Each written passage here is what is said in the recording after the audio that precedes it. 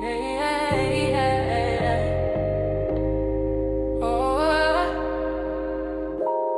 not like us, they not like us. They don't like lookalikes, they not like us. They don't like us, they not like us. They not like lookalikes, they not like us. They not like us, they not like us. They don't like lookalikes, they not like us. They don't like us, they don't like us. They don't like lookalikes, they don't like us. We the original, number one, uno. We're not alike, you know. Y'all are liar like we made in the image, our likeness. Our image is righteous, our lineage is priceless. You can't buy or sell it, they tried it, they tried to sell it, they tried it. They not like us, they not like us. They don't like lookalikes, they not like us. They not like us, they not like us. They don't like lookalikes, they not like us. They not like us, they not like us. They don't like lookalikes, they not like us. They don't like us, they don't like us. They don't like lookalikes, they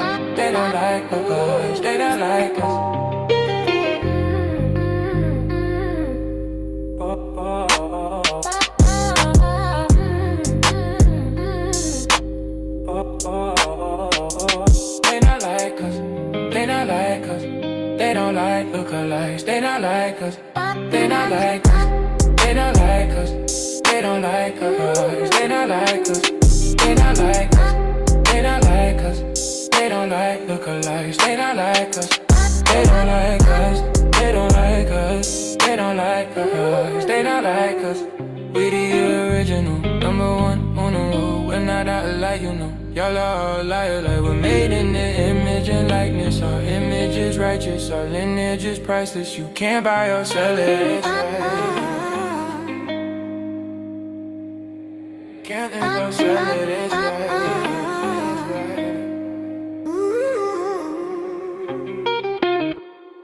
The African Day Parade, you don't see the Africans. You got the festival that be going on in Brooklyn, the band festival, the African festival.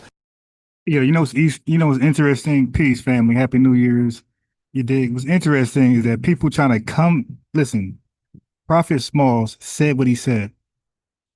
These folks want to come behind and try to say, no, he ain't say what he said. What he was trying to say was, man, he said what he said about Africans. Backwards, deaf, bozos, and blind. Where's the Africans at? When we doing our rallies and our marches, where's the Africans at on your side? Talk to us really about that, man. See, let me tell you something. We think slavery in America was something. Slavery in Africa is still in force. You talking about deaf, blind, and dumb. Don't confuse you because somebody got on some printed cloth that's printed in Holland or India that you're looking at an African cultural expression. That's not an African cultural expression. That cloth was printed in a European country and then sold to Africans. And they've accepted that as their cloth. You understand what I'm saying? Just that piece. Now, they do speak the language, but they know less about their history than you and I do. So you've got a deaf, blind, dumb, backwards person speaking. So you want to reinterpret that. So these Pan-Africans, they're trying to come behind what Baba Smalls, Elder Smalls said. And they want to trick us to tell us he ain't just say that. Nah, see, but he said backwards, bozos, deliberate donkeys. That's not what he meant. What he meant was kings and queens, right? And chiefs and princes. Stop it. He said what he said. In Africa and then sold to Africans. And they've accepted that as their cloth. You understand what I'm saying? Just that piece. Now, they do speak the language, but they know less about their history than you and I do. So you've got a deaf, blind, dumb, backwards person speaking an African language, coming from the African country, came here to be a parasite, eat on and play down, because these people are... They came here to be a parasite, but Pan-Africans want us to believe that's not what he meant. He meant they came here to be ladybugs. What are we doing, bro? They have no integrity, man. They're just crashing all the way out. They just 410 every chance they get. But they know less about their history than you and I do.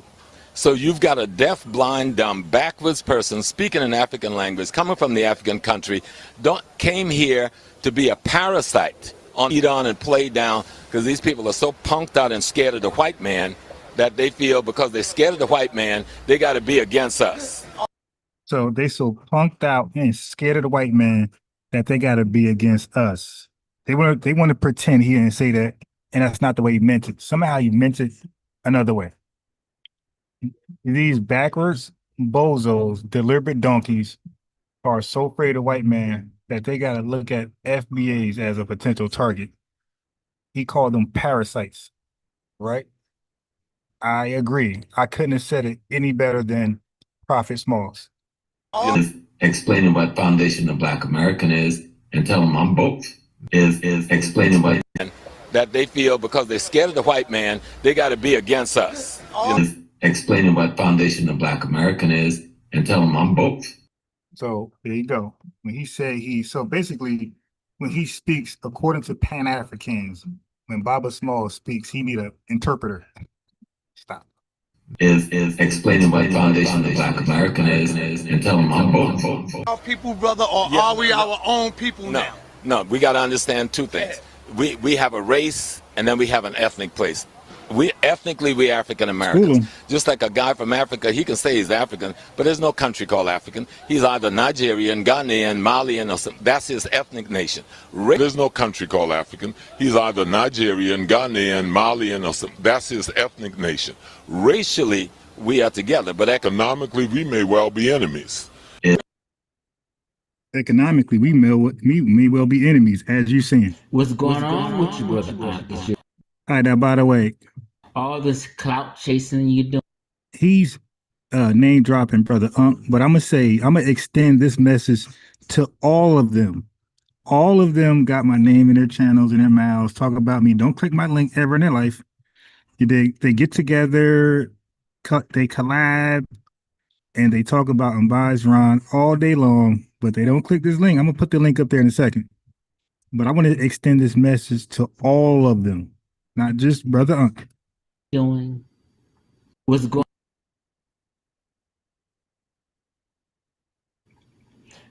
on with you, brother Unc? All this clout chasing you doing, putting FBA in the title, your last 15 videos. All of them, not just brother Unc, all of their last 15 videos. Yo, we got Pan-Africans aborting Pan-Africanism. They all claim they do the work of Pan-Africanism. Well, y'all all abandoned it because all of you are just supporting your subscribers and supporters who would love to hear about Pan-Africanism. All of you abandoned the mission. You can't be consistent. You didn't stay to it. And you've been distracted that easily to talk about FBA. So they abandoned their mission to signal boost hours. FBA, FBA, FBA. Thank you. Because you know why? There's people in real life who I've been having conversations with, and they had said, hey, have you ever heard of the FBA? I'm like, did I? So thanks to you Pan-Africans, you're putting FBA in all your titles and you're helping signal boost the message. Now friends and family is asking me, coworkers, like, yo, I'm like, yeah, let me tell you about FBA. Come sit down here, son. I got a story to tell. Thank you guys. They abandoned Pan-Africanism, and now they're all talking about what we want the nation to talk about. So family, they are literally now a part of our plan. Our plan was a signal boost and have the nation talk about FBA. And at first it was just us. Now we got the Pan-Africans. Thank you. Our plan is so tight. They are helping us signal boost our message while they don't talk about their message at all. Nobody's learning about Pan-Africanism no more. It's all about FBA. It's all about the lineage, baby. Have FBA in the titles. What's going on with you, brother Unc, is you're jealous of unbiased sports. Again, not just Unc, all of them. They're all making up excuses why they can't be lit like me. They're trying to rationalize this in their brain. Oh, he must be doing this. Oh, he must be doing that. Oh, man, his supporters, his chat are just brainwashed. They don't know no better. They must be little high school kids. They're making up all the excuses why they can't compete with FBAs. This is our space. We took over this. This YouTube thing is ours. We're lit. We're relevant. They are not. In order for them to be relevant and lit, they got to attach to our GLOW, glow. And here you is clout chasing, FBA Ron, unbiased sports, whatever you want to label this channel, is getting more views than you, and you've been around for fucking 50 years. They all been around for 50 years, hating on unbiased Ron. And you're jealous about it. So you put an FBA in your title every 15 videos. All of them. To clout chase. All of them clout chasing. Stop, Unc. Let it go. You will Why? never be a conscious community celebrity. You hear that? Y'all all got to let it go. You'll never be a conscious community celebrity. It's a wrap. This is ours. Salute to the family. Salute to the family. Okay, let's see what's going out there. What is going on? Hey, peace to the family. I know it's late. I've been late, live late lately. I'm gonna get back on the schedule. Don't worry about it. But check this out. So, I caught a pseudo. I mean, this dude Reggie. You know who Reggie is, the Nutty Professor. You know Dave Chappelle character. His name was Reggie, right? Dave Chappelle character, Nutty Professor. His name was Reggie. All right. Anyway, he's a master of all. This guy has a degree. He says in engineering, but somehow he's an Egyptologist.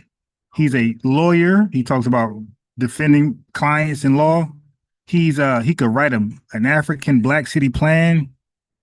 He can teach us about reparations. Like, this guy wears a lot of hats. And these guys hang around with him and will call everybody else pseudo, but hanging around with a guy that's an expert in everything he talks about. Listen to this foolishness. Matter of fact, before we get started, let me prep you for what you're going to hear. So, Brother Reggie, in this crazy plan that's peer-reviewed by nobody, vetted by none of his peers, nothing. That's how insecure he is. He didn't even publish it to be peer-reviewed, okay? He, in this plan, instead of real solutions, tangible things, and being practical, instead he offers motivation, not implementation. He offers vision without legal structure, without budgets, without timelines, and without accountability. Okay, that is not a plan. It is aspiration and exploitation. You're exploiting people, my guy. The Black City plan that he talks about, that he wrote about, contains so-called valuable instincts, right? He talks about local power, civic participation, economic control. He just talks about it. But all of this falls under scrutiny. That's why he don't want it to be peer reviewed, because it replaces mechanisms with credentials. He talks about, oh, I got a degree. That's all he talks about. I got a degree. Listen to me. I can't be wrong. I got a degree. He substitutes emotion for execution. All right. He don't execute. He talks about emotions, and he introduces historical claims without evidence. You'll hear this over and over and over. But I got a message for this guy, for Reginald. Credentials don't substitute for mechanisms, my guy. A plan is validated by feasibility, legality, and execution, not your personal resume. Okay? So, Brother Reggie, you spent a significant portion of the early part of the segment establishing authority through credentials, family. He kept just saying, I have a degree. You gotta listen to me. Those other guys don't have degrees. You know, you gotta listen to me. I have a degree. That's all he kept doing. So Supreme Court stamps, congressional citations, editorial boards, degrees, mentors, credentials establish experience, not correctness. History is full of credentialed people who propose flawed or incomplete policies. Okay? He confuses cities matter, which is true, with cities are the master key. That is unproven. He attacks, he attacks other frameworks by redefining terms, right? Producer versus ownership, some hogwash he made up. he oversells city power. You know, just like Marcus Garvey oversold the idea of the ships taking people back to Africa. Umar oversold the school for young black boys. So Brother Reggie or Reginald, he's no different than the Umars and the Garveys. He's selling a pipe dream that ain't worth a damn. Okay. He gives wait. So like I say, he oversells city power and ignores state preemption, right? State's going to respond, capital flight, and metro region dynamics. All right. He gives slogans where details are required. He gives slogans instead. No financial plan, no governance, no plan, no legal strategy, no pilot blueprint, no risk controls. He uses emotional pressure plus tip jar organizing instead of institution building. He just talking in circles. Brother Reggie, name 3 states where cities can't be overridden easily by state preemption. So this is for Reginald with this African city plan. Name 3 states where cities can't be overridden easily by state preemption, and explain why your plan works there first. Why would you have the only city that can't be overridden easily by state preemption? Which city is your pilot? What are the 12? They hate timelines. Garvey, Umar, and Reginald.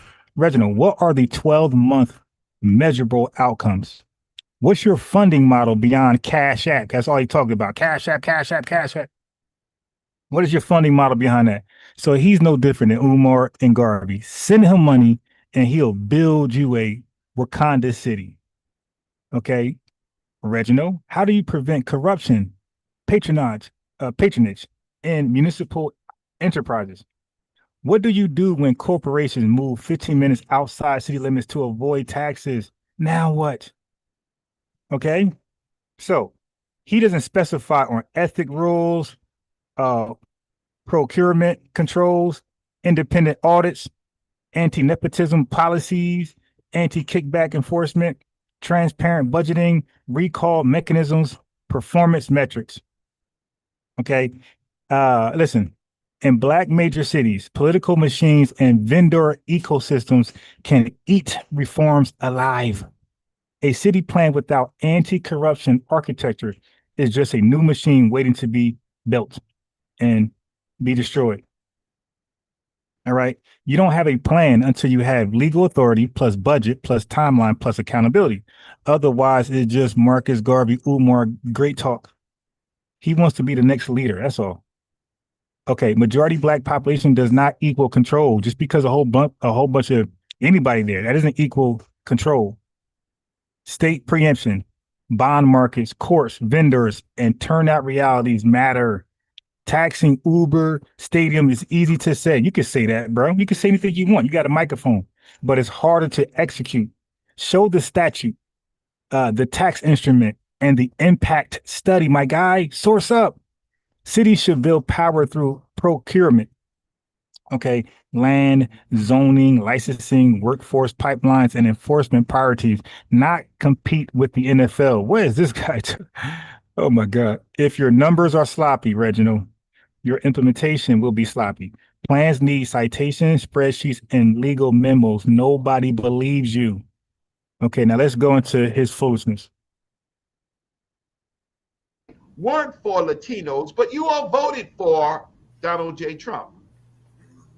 But now we are all at risk because of your inability to push yourself to get a, how can I say, an advanced degree. A degree is amazing. So what we did not have a plan. And the thing about it is, Dewey and to Sakina and to Gemini owed, and they made their money either way. So what happens to our generation and the generations before us does not matter. The only plan that people bring themselves to is thinking reparations. Reparations is not a plan. right? There's a plan to get reparations, but reparations is not a plan. So we're here to talk about today a plan, right? And I am going to introduce you to the Black City Plan. The Black City Plan is really the majority city plan. The majority city plan is. Okay, let's stop him right there. All right, this is just embarrassing. Okay, so let's talk about his false premises. I'm sorry, let's talk about his false premise. Okay, he says black folks have never had a plan, right? Because we never had a plan, my guy. You sound like one of these right-wing white supremacists. Okay, that's historically wrong. Reconstruction conventions, mutual aid societies sound like plans to me. Freedmen Bureau era, institution building. We had different legal strategies, labor strategy, civil rights strategy. Okay, Black Panther survival programs, etc. You go on and on and on. Okay, you can argue some plans failed or were crushed by white supremacy, but to say we never had a plan, that's just irresponsible. That's a man with no integrity. Okay, then he presents as a straw man. He says reparations is not a plan. Whoever said reparations was a plan, my guy? It's a debt owed to the injured party, to the injured group. Reparations is a policy objective, right? But it can be part of a broader plan, like he said, legal strategy plus political coalition plus administrative implementation. So he's acting like plan has only one form, and that's a black city takeover. This guy's crazy. Anyway, saying we never had a plan is like saying we never fought, because that's coming too. You know, that's what Keada True said. We don't fight. So by saying that, it erases strategy and replaces it with just lies and no integrity. They just foolishness, unwise foolishness. Again, reparations is a policy goal, sure, but policy goals require plans, my boy. He's arguing semantics to make his plan look like the only authority or the only real plan. It's goofy.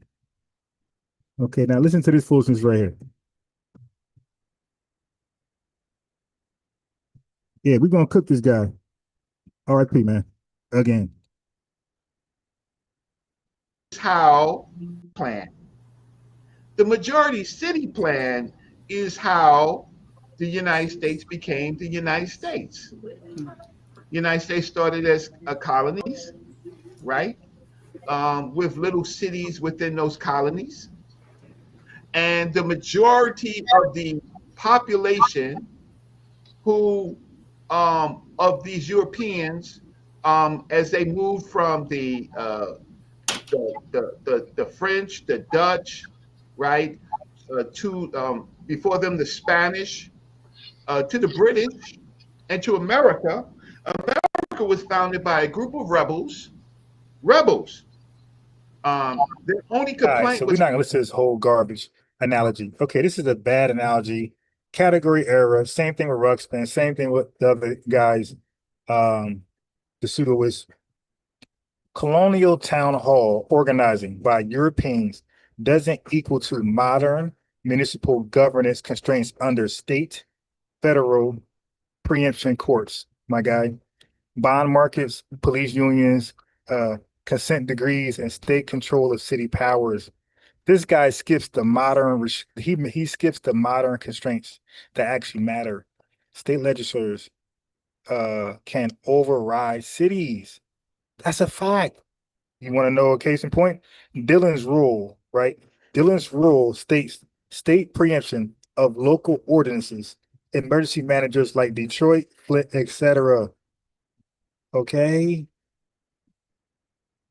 State legislators can override cities, my guy.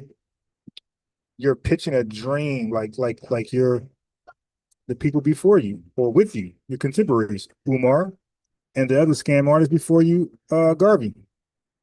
Okay, so this guy is literally selling snakes oil salesmen selling 1776 tactics. The so-called founding fathers, he's selling their tactics in a 2026 legal environment, family. Because we're in 2026 now, he has not retracted this Black City Plan. So yeah, 2026. Cities don't have sovereignty. What's wrong with this guy? Is he a Moor? States can't preempt city law overnight. I'll say it again. Cities don't have sovereignty, my guy. Morris Reginald. I'm gonna call him Morris Reginald because he got to be a Moor talking this garbage. No, I'm gonna call him the plebiscite babbler Reginald. Plebiscite babble, plebiscite babbler Reginald. Cities don't have sovereignty. States can preempt city law overnight. Okay, now watch this guy make a bigger mess. Now, by the way, people want to come to my channel and say who could come on, who can. I gotta check people. You out your mind. Then they'll have people like this on their channels. And then when I say, hey, what about your man's African city plan? Oh, I never heard it. How you ain't hear about your man, but you heard about my channel, which is hundreds of miles away from like, dude, stop. You guys are just yes men and yes women over there. We see y'all. We see y'all. Ain't nothing. You listen, like Chief X said, you'll never be an HOK celebrity. People will just step over you like AI stepped over Tyronn Lue. Taxation without representation. Right. Not wholesale murder, not slavery, none of those things. Just taxation without representation. And they organize themselves in these cities or counties in something called a town hall, right? In these town halls. And they came together and they made a plan. Black folks in America, we have never had a plan.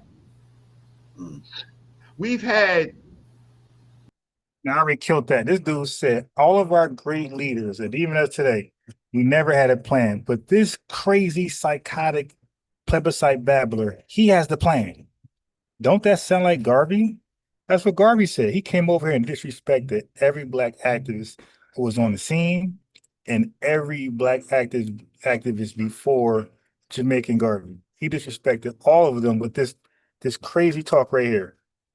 We don't have a plan. He said he has the plan, and Garvey's plan was to bring us to Liberia. But the problem is he never planned to speak to the plan makers of Liberia. Okay.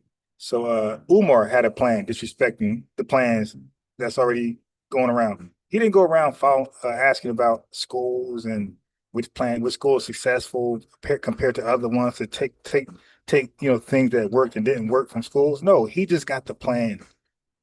They don't check in. They just check out. Right. They just say, we got the plan. Screw whatever's going on. So you gotta see this dude's face right now. Let me show you his face. Hold on.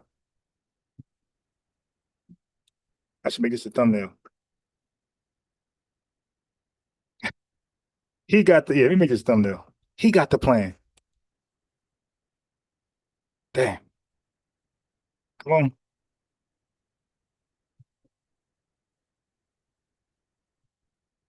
Got me the thumbnail.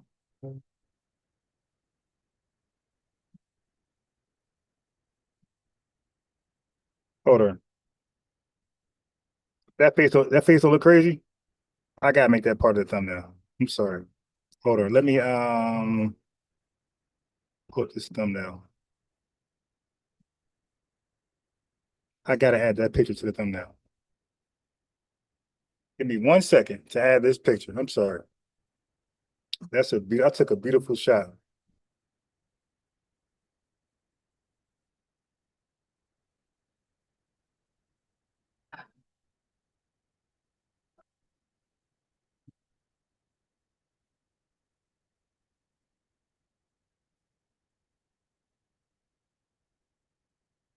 That's a beautiful shot. I gotta add this to the thumbnail.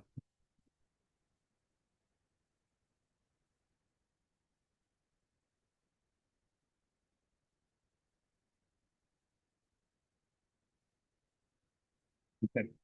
Oh, I should make him the picture. Oh, that's dope.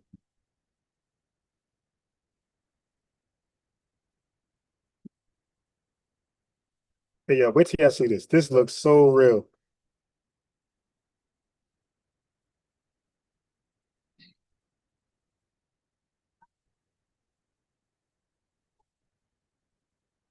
All right, check this out, family. Tell me y'all like this better. Yo, that looks way better, yo. Hold on, let me change this thumbnail officially. Give me 1 second. Wait a minute, I'm eating. Yeah, that thumbnail look just like him. Well, it is him, but the thumbnail looks so much better. That's a perfect image. Of course, it looks like him. That's him.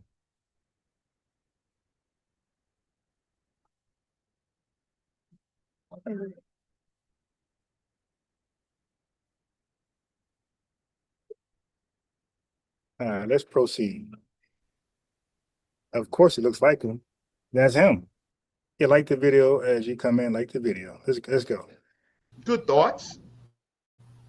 A lot of imagination, but never a plan. What a plan looks like is when you look at case studies, you look at history, you look at law, you look at economics. Again, this guy claims he got a degree in engineering, but he knows everything about law. He knows everything about city planning. Like he knows everything. Like he is this word goes around that's like used loosely, but he is the epitome of a pseudo's man. Okay. He knows everything to the T. Now he's gonna give you case law and law. You look at governance, right? You have the Blueprint to Black Power by Dr. Amos Wilson, which is what it is, a blueprint to Black power, but it misses an important factor, the role of the cities. Then we have Powernomics, which is about power and economics, right? More about economics than it is power, because he missed a very important point. The important point is cities. So let me do this. If this is, let me just see where this is. What I wanted to show you was somehow it got disconnected, but I could bring it back on. Who I am. Are you able to present properly? Well, I didn't try yet, but I'm looking for the video. So okay. let me pull up let me pull up the video first. Okay. Okay. And so let's see if I can find it. Give me a second. I apologize because I actually had it up, and I don't know. Oh, okay. I know where it is at least. So right now, from what I'm saying, I have to ask you all a question. Is there a plan that you can point to that we have? Yeah, there's a bunch of plans, okay? But just because they're anecdotal response doesn't mean there's no plan. Now, of course, they're not going to point to them because I would think you're the guest. You're the guest of honor. But let's back this up like Juvenile. Okay, so he talks about Amos Wilson. He talks about other stuff. Okay, so what he's doing, here's the problem with his position. He's implying cities were missing from Black power analysis. Even if not framed exactly his way, Black political power at local levels have been central to organizing for decades. So for him to hold that position, we know, my new word, I'm being nice, we know for him to hold that position, he is very unwise and unqualified. So look at the false dichotomy. He says it's not cities or economics. Then he says cities are one arena inside economics, power, not a magic key. What? Okay, he's repackaging old insights as if nobody ever discussed them, then branding it as a new African plan. Yo, we see right through this dude. This dude is horrible. Now look, he's gonna attack. So he attacked Dr. Amos Wilson. Now he's gonna attack Dr. Claude Anderson. Like, this dude is horrible, man. Horrible. We see this guy coming. In order to be correct, he got to shoot down everybody, make them look bad, smear everybody with mud, and then present himself as the answer, the solution. Let's listen to this guy. I'm thinking, okay, I saw a clip on YouTube with Dr. Claude Anderson. And Right. he said something, because I've heard this before. He said something that was really key and it made a lot of sense. See, the thing with us as a people, we're consumers and we're not producers. And the thing is, like he had mentioned about black hair care products. The Korean people got that cornered. Okay.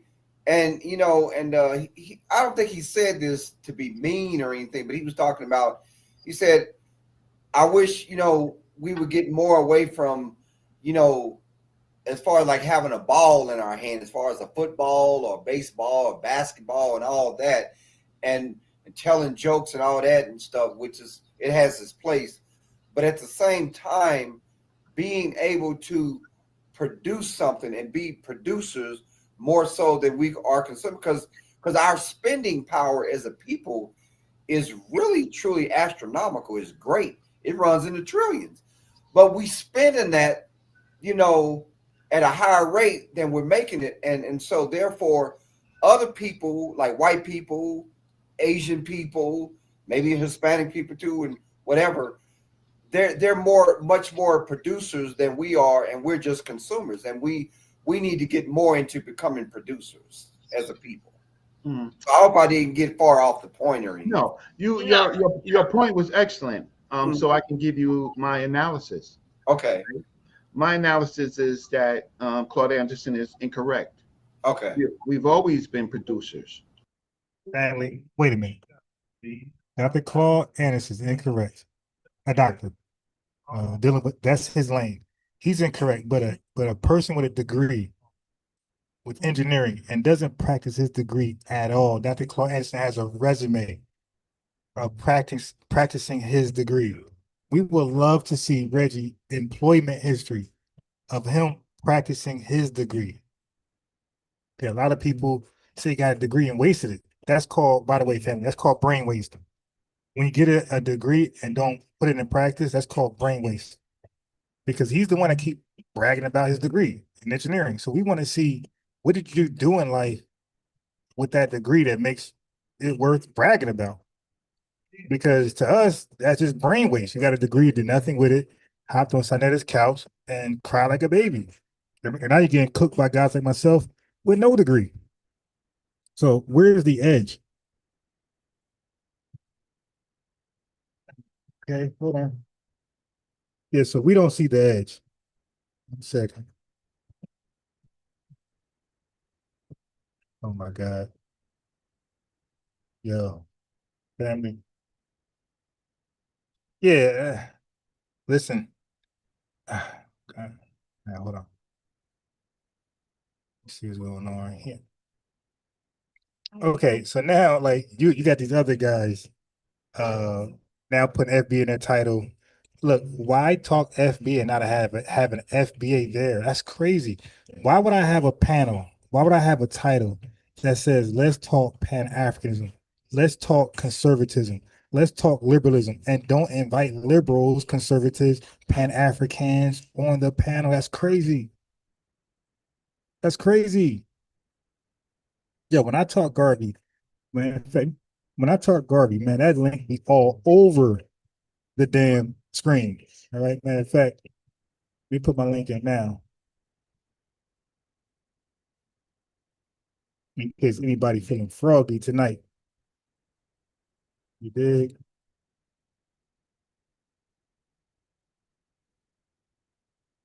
In case anybody's feeling froggy tonight. And especially if you want to defend this garbage. We came here as enslaved Africans to produce. Yeah. Right. So we have always been producers. Here we go. This computer. I'm pressing pause. Just keeps going. All right. Okay. So let them go a little more. We're not able to do for ourselves until after slavery. Yeah. Yeah. 30 years after slavery with Booker T. Washington, we did more with less. We did more with less than what. Wait a minute. So many free blacks are doing great works before Emancipation Proclamation. What is he talking about? What is he talking about? Then he mentions Booker T. Washington. I got people in the 1800s before the Emancipation Proclamation. I think they could match up with Booker T. Washington. Yeah, like this guy just be saying random stuff. We have more, but we're doing less now. But we did more with less as a people, right? 30 years after slavery. Yes. The problem is, and it goes to these groups like the FBA, the Foundation of Black Americans, which is a social media group.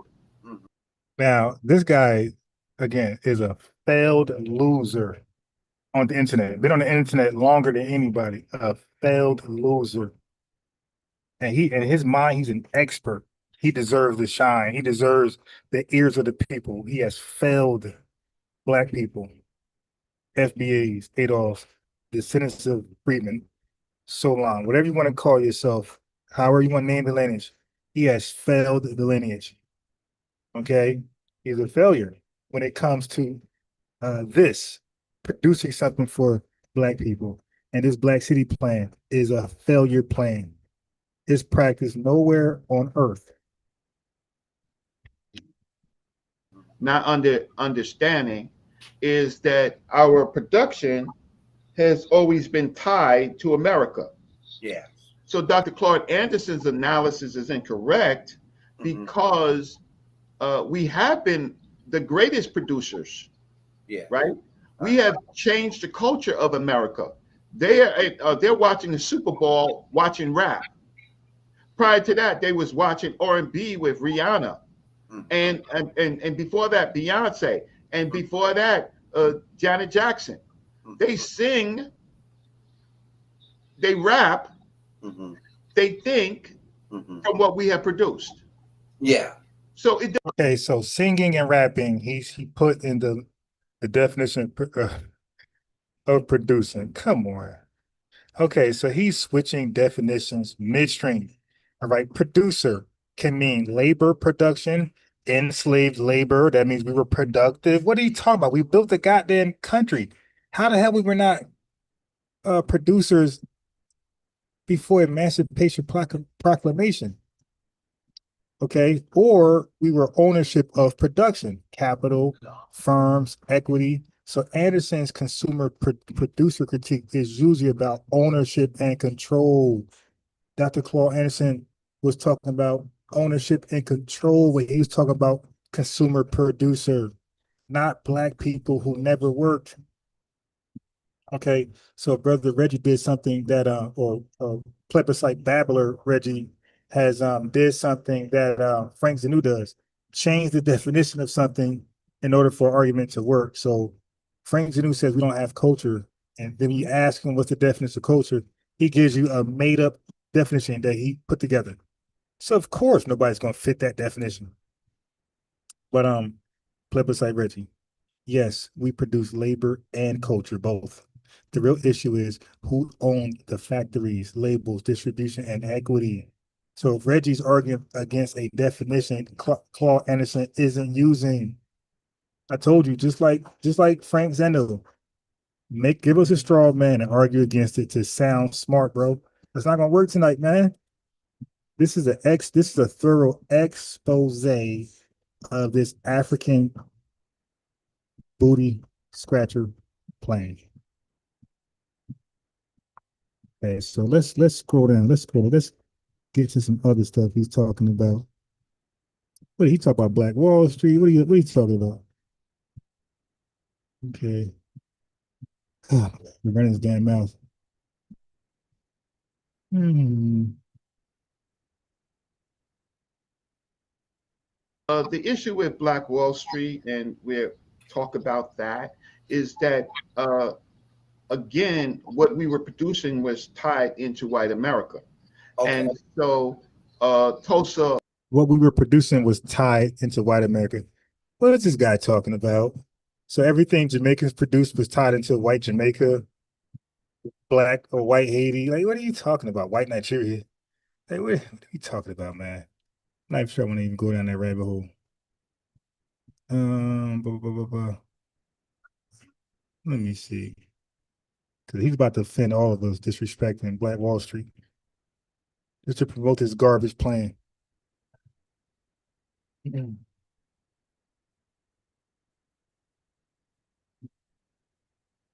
Right.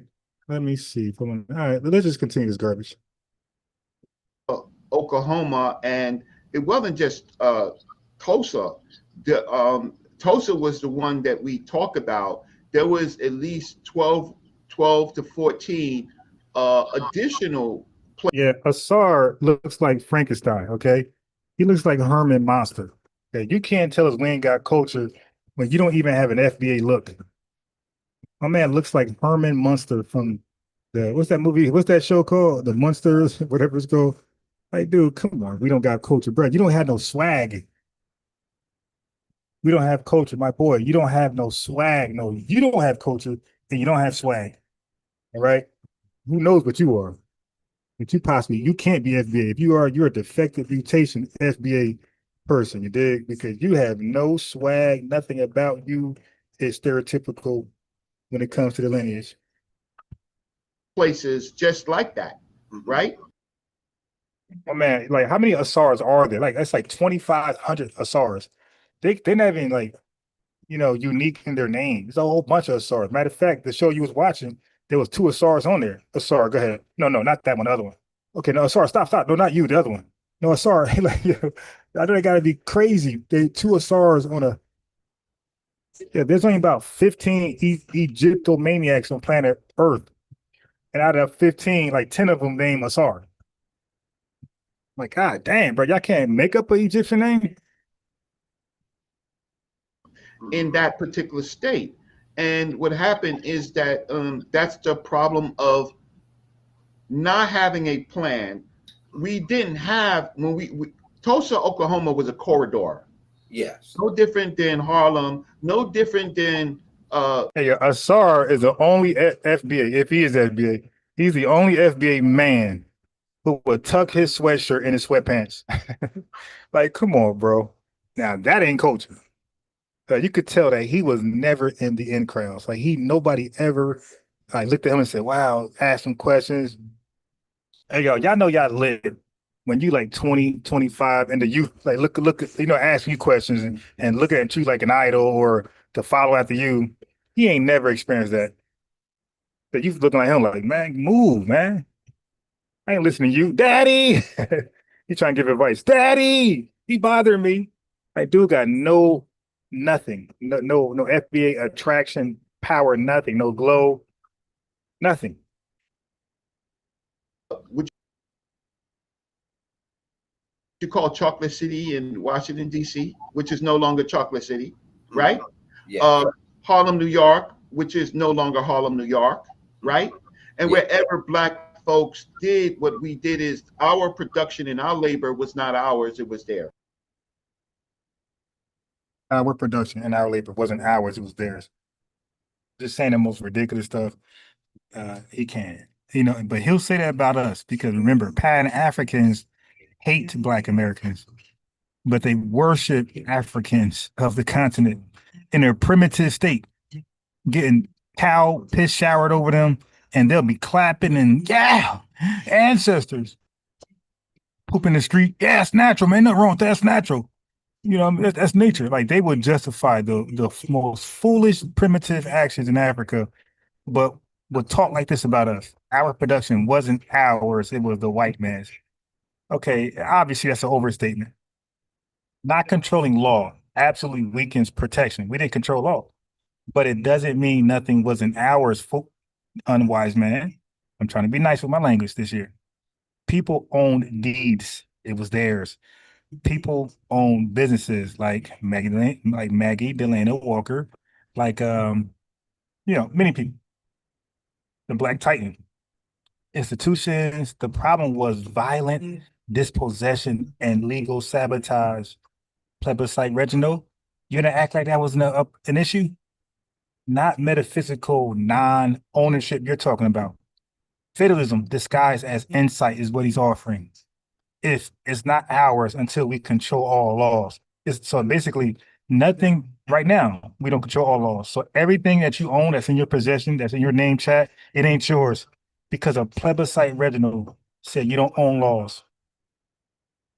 Okay, then Even his city plan collapses. Why? Because cities still don't control state, federal law. I emphasize that over and over and over, bro. You can't control, cities don't control law, man. I pointed out states can override that easily. Easily. Plebiscite Reginald. If your stand is we must control the whole legal system, then your plan fails too, because cities can be overridden by states. So the lesson isn't it wasn't ours, it's power defended by institutions matters. Oh my God.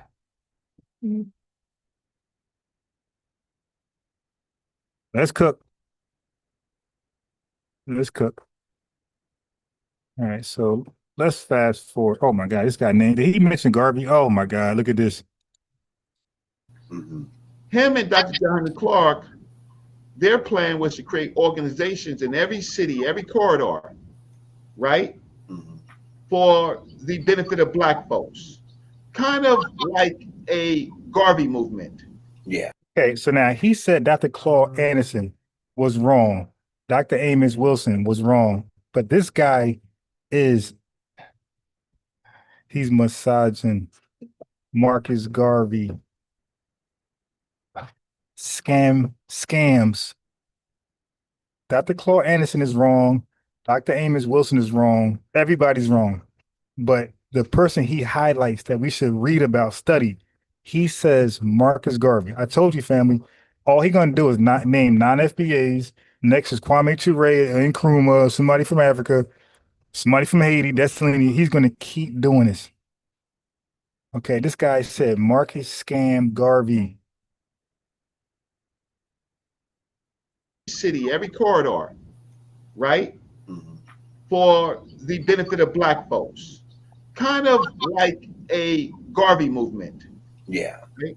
Post Garvey. But something special happened. And what happened was, this is my warm up, y'all. I haven't even began to present. The issue is Carl Stokes became mayor before after Malcolm died in '67. So Malcolm never really dreamed of or maybe dreamed. Family. The dude said I didn't even present yet. He believes he's cooking. Let me show you this right here. He believes he's cooking. Let me show you the views on this. Dude, this video, oh my God, man. This is why they jealous of us. They have no glow. Look at the views on this video. He thinks he's cooking.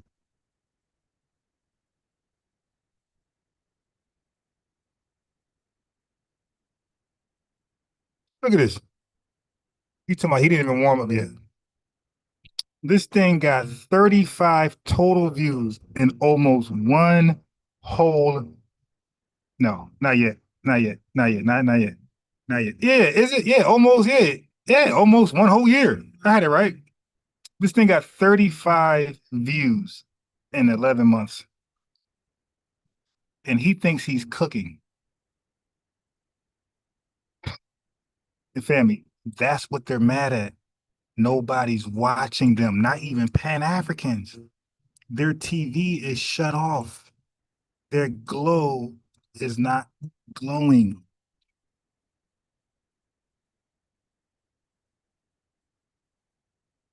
Their glow is not, yo, y'all seen that, right? Almost a whole year. His Black City plan got 35 views total. So when they come over here and they see when I end a live, you know, like this live tonight. This live tonight ain't gonna go crazy, but it's gonna do better than that. I'm late. This ain't, you know what I mean? This ain't the hours to be going live for me. But you know what I mean? Just look at my lives. When I shut them off, thanks to the family support. 2,000, 3,000, 5,000, 8,000. They got 35 total views in almost a whole year. So yes, so when you hear a message like this,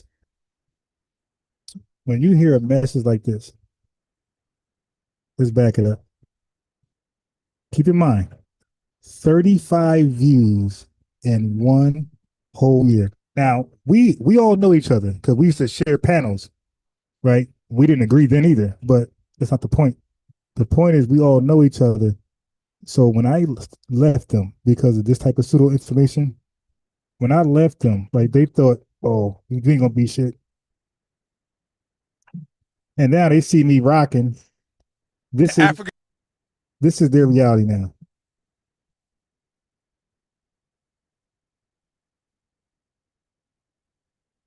Okay, this is why they're so mad. In case you don't know why they're mad, you see the views. You've seen the views. 35 whole views in over damn near a whole year. This is why they're mad, because they know me. They know me. They know me. What's going on with you, brother? All this Reggie? clout chasing you doing, Reggie, putting FBA in the title, Reggie, all these your guys, last 15 videos, all of them. My guy, all of them. have FBA in the title. All of them. Clout chasing. What's going on with you, brother Ankh, is you're jealous Reggie. of unbiased sports. Oh, by name. And here you is. Now, by the way, Reggie and Unc are tight. You dig? So all of them in that circle. Clout chasing, FBA Ron, unbiased sports, whatever you want to label this channel, is getting more views than you, and you've been around for fucking 50 years. That's what it comes down to, family. This guy's been on YouTube for 1,000 years and getting 35 total views in 1 year. They look at me lit, and this is what happens. And you're jealous about it. So you're putting FBA in your title every 15 videos to clout chase. Stop, Unc. Let it go. You will never be a conscious community celebrity. Reggie, let me say, Reggie, you will never be a conscious community celebrity, my guy. Give it up. Please give it up. 35 whole views in almost a year. Then they look at me, who's to share panels with them on Sinera TV. They look at me, listen, it's also they're mad that I made the correct decision, which was to defend the lineage, signal boost the lineage. They made the wrong decision. They wanted to signal boost Africa. You did, Pan-Africans. So we both made choices. Mine was right, theirs was left. And they just can't come back and say, you know what? Let's get on code. No, they all in. And all they got is hate for every FBA who is doing better than them. Dreamed of or thought of black mayors, right? But really couldn't conceive it. So then there becomes now, after him, hundreds of black elected officials and cities. Okay, so now we have government. So when you have government, you have to understand that, meaning we had a majority population. And in understanding a majority population and understanding federal law is the floor in which no law can fall below. And your rights, your city rights, people that live in cities can make their own laws. So white cities flourish, right? Even though there's a federal law, white cities flourish, right? They have laws for their citizens. Their schools are open longer, right? Their schools. If they had their phone blowing up while he's talking during this presentation. That's embarrassing. Okay, so what they do is they do something called half-truth framing. Cities do have ordinances. We all know that. Okay, city ordinances. Like, for example, you'll see like signs that say certain things, right? You'll walk into certain buildings and say, turn your phone off. These ain't law. These are city ordinances, right? So yeah, they have ordinances, they have budgets, they have contracts, they have zoning, but many places are under state preemption. A state ain't gonna let a city act the fool. Some states limit city revenue tools, Reggie. Courts can strike city policy, police unions, and you'll see that all day long with those First Amendment auditor videos, and they have like signs where you can't use your phone and can't do this. And then the first auditor challenged that. And then they go back in there, and those places, the libraries, the courthouses, they all have those signs down. That's the state striking down city policy. So you got police unions, you got civil service rules, constrain staffing and discipline. So he's describing cities like a mini nation. That's called plebiscite Babel. Cities have some power, but they do not have sovereignty. That missing word sovereignty, plebiscite Reginald, is the whole debate. He's overselling municipal authority. This is embarrassing. Let's go. Let's keep pushing. Now he's It's not as presenting. easy as to not spend with us because they bring our meat, our cheese, our fish, the things that we use for our house. They bring it on the trucks. So it's not so easy just to compete with that, right? So let's get ahead of it. It's not so easy to compete against that. Yeah. Because it's a machine, it's systemic. So if you don't buy, you starve. Because every time we get paid, they're not smart enough to know that we can create referendums. So if they don't do a good job in 2 years, we can bring them out by the vote because we voted them in. We're voting in Black people that are going against our interests. In 1967, we got the first Black city, and then it spread like wildfire. And then we forgot that we were supposed to manage those cities, right, to help build our communities up, the voters, the majority people. So it's no problem for me saying Black city. Okay, hold on. So because when I'm saying Black city, I'm saying that in some of these cities, the majority of the population in these cities. This laptop be delaying. I want to pause it. So yeah, people forgot how to run a city. We needed plebiscite Reginald to come save us. To help build our communities up, the voters, the majority people. So it's no problem for me saying Black city. Because when I'm saying Black city, I'm saying that in some of these cities, the majority of the population in these cities are Black. Wait a minute. Now we're Black? Now we're Black? He called us African American. Him and all those pseudos call us African American every chance they get. Now all of a sudden we're Black? Family, we know the hustle. We know the hustle. The same thing, with we're Black when it's negative and foolishness, but once they get a little W, now this is the first Nigeria, this is the first Kenyan. Stop. Now we're Black, but they make a concerted effort to call us African American, but now we're Black. This is unbelievable. So it's no problem for me saying Black city.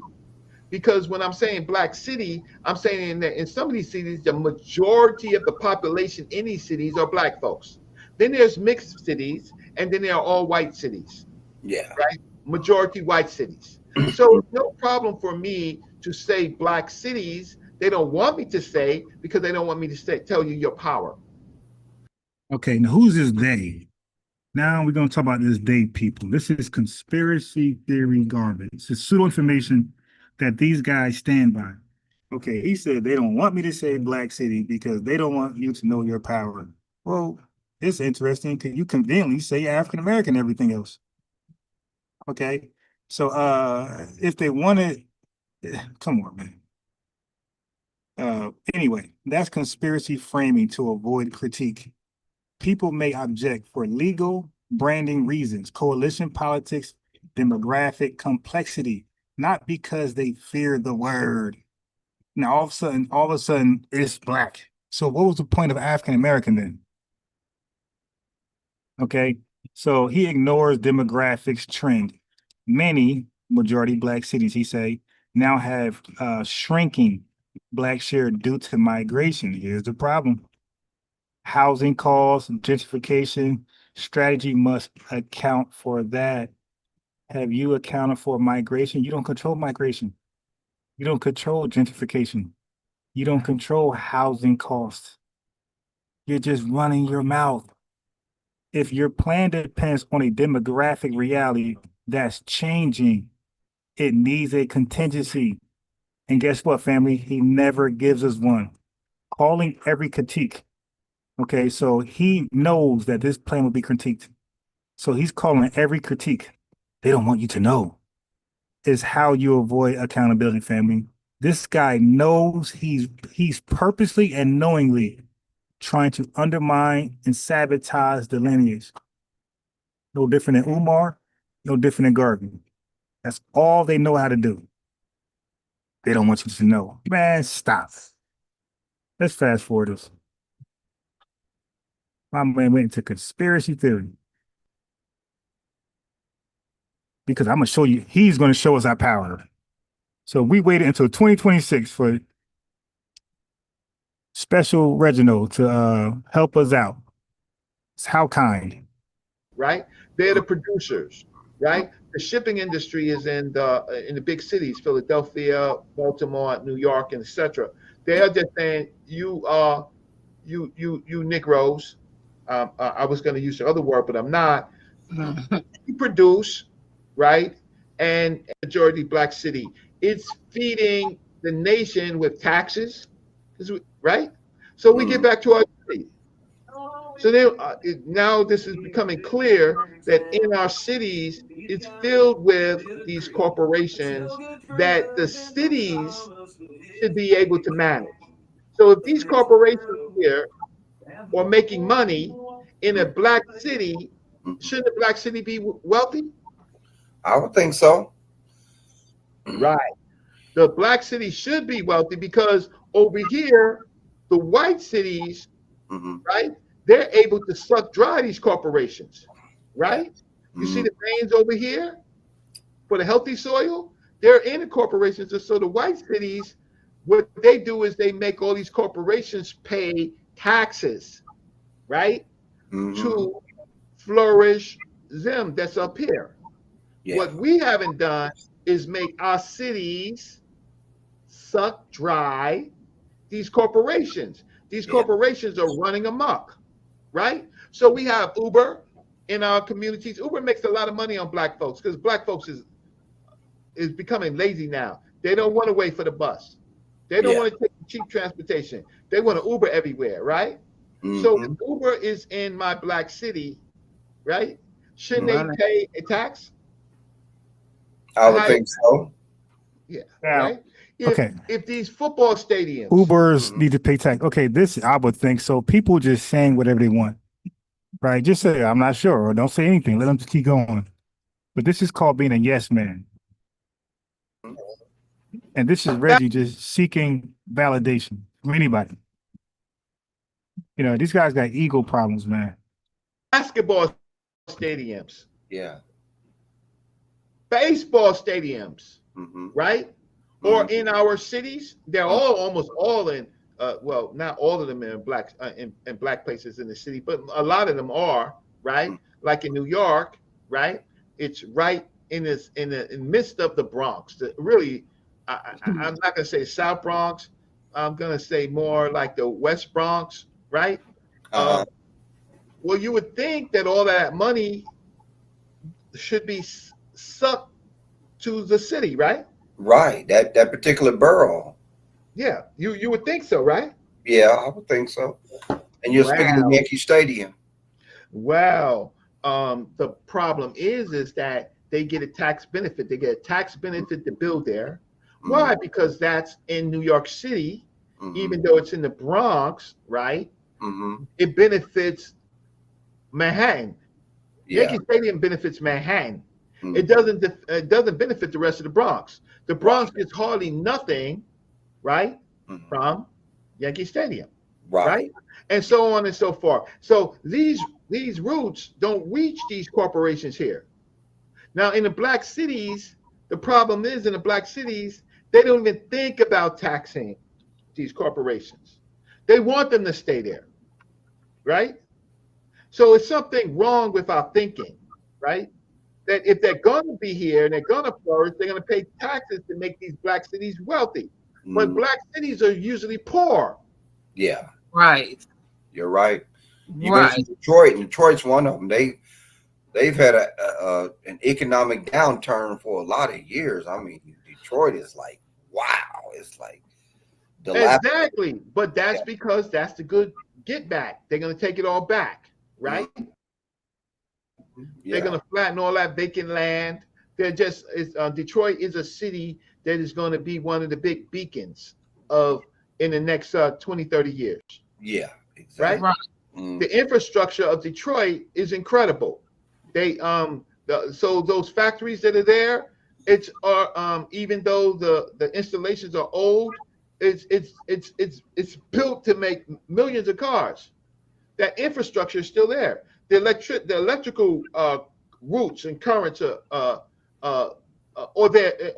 when I say currents, I mean the ability to pull current, right? The plumbing is there, right? It's all in Detroit, right? But the problem is Detroit is a black city, majority black city, and these black folks, they don't know how to tax the corporations that are in Detroit, who's waiting to eat their food. So another thing about the black city, well, black cities can go into business. They're called municipal enterprises. We know what they are. City sanitation is usually municipal, right? Police department is municipal. I said sanitation, police department is municipal. Certainly, the meter man, he makes a lot of money, right? Yeah. Right. That's a municipal enterprise. So what must a black city do? A black city must do is broaden its municipal enterprise to tap into the new economies. And what are the new economies? Family, this guy is just special ed babbling, yo. Special ed babbling. Black cities are poor because they don't tax corporations, right? Oversimplification. Many cities do tax, but they compete regionally for jobs, race to the bottom incentives. They're boxed in by state tax policy limits. Special ed. They're carrying legacy burdens, aging infrastructure, depopulation, pension obligations, red line housing stock, lower property values. Okay, he ignores capital mobility. Corporations can relocate to suburbs or nearby counties if the city alone tightens taxes. And when they leave, jobs leave. Okay, so it's not just tax them more. If you don't control the metro region, Reginald, capital just exits to the next jurisdiction. The money leaves. And then you failed. Okay, so he's describing one lever while ignoring the whole machine. Property tax based state limits, bond ratings, and regional competition. All right. He said black cities must expand municipal enterprises into entertainment movies and all this foolishness. That is practical feasibility gap. Cities can create development authorities and incentives, sure, but cities can't just become Motown by degree. Missing execution plan, my guy. Where's the capital stack? Who runs it? Procurement rules, corruption safeguards, RI timeline, talent pipeline, distribution. What about the risk? City run, entertainment enterprises can become patronage and waste without strict governance. So this is branding, not a business plan. He's branding his idea, just like Umar, just like Garvey. It just sounds good, but it's impractical, and they never put it in practice. Okay, if it's not accompanied by financing, governance, and accountability, it's just a slogan, like Black School for Black Boys in like Liberia, Africa. It's a slogan like Africa for Africans and Black School for Black Boys, and now the Black City Plan.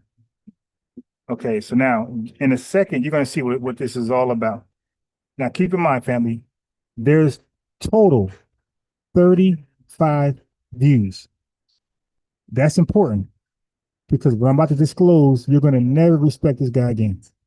It's a total of 35 views in 1 year. So that means when they were live, it was probably one person in the damn chat. Okay? 35 total views in a year means that when they were live, it's possible that nobody was in the chat.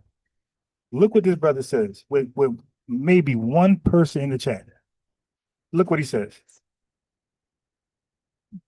You know this is coming next.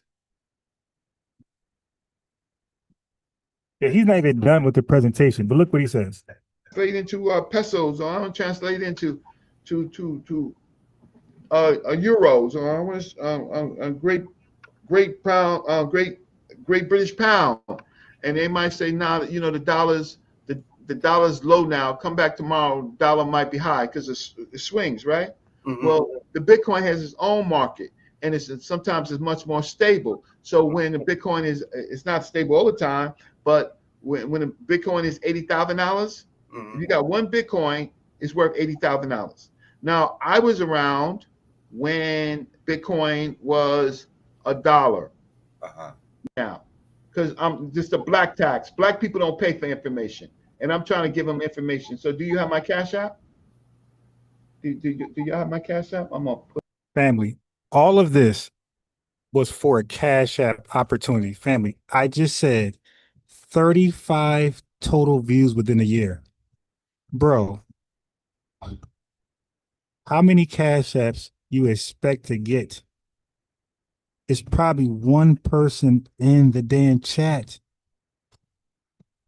And you want to present your kid. Like, he act like this video had 3,500 views, 35K, 350K. This dude, y'all seen the views. It's 35 views in just about a year. This guy is talking about the cat. Bro, have you looked in the chat? There's nobody there. He's talking about Cash App family. This video got 35 total views. Okay, hold on.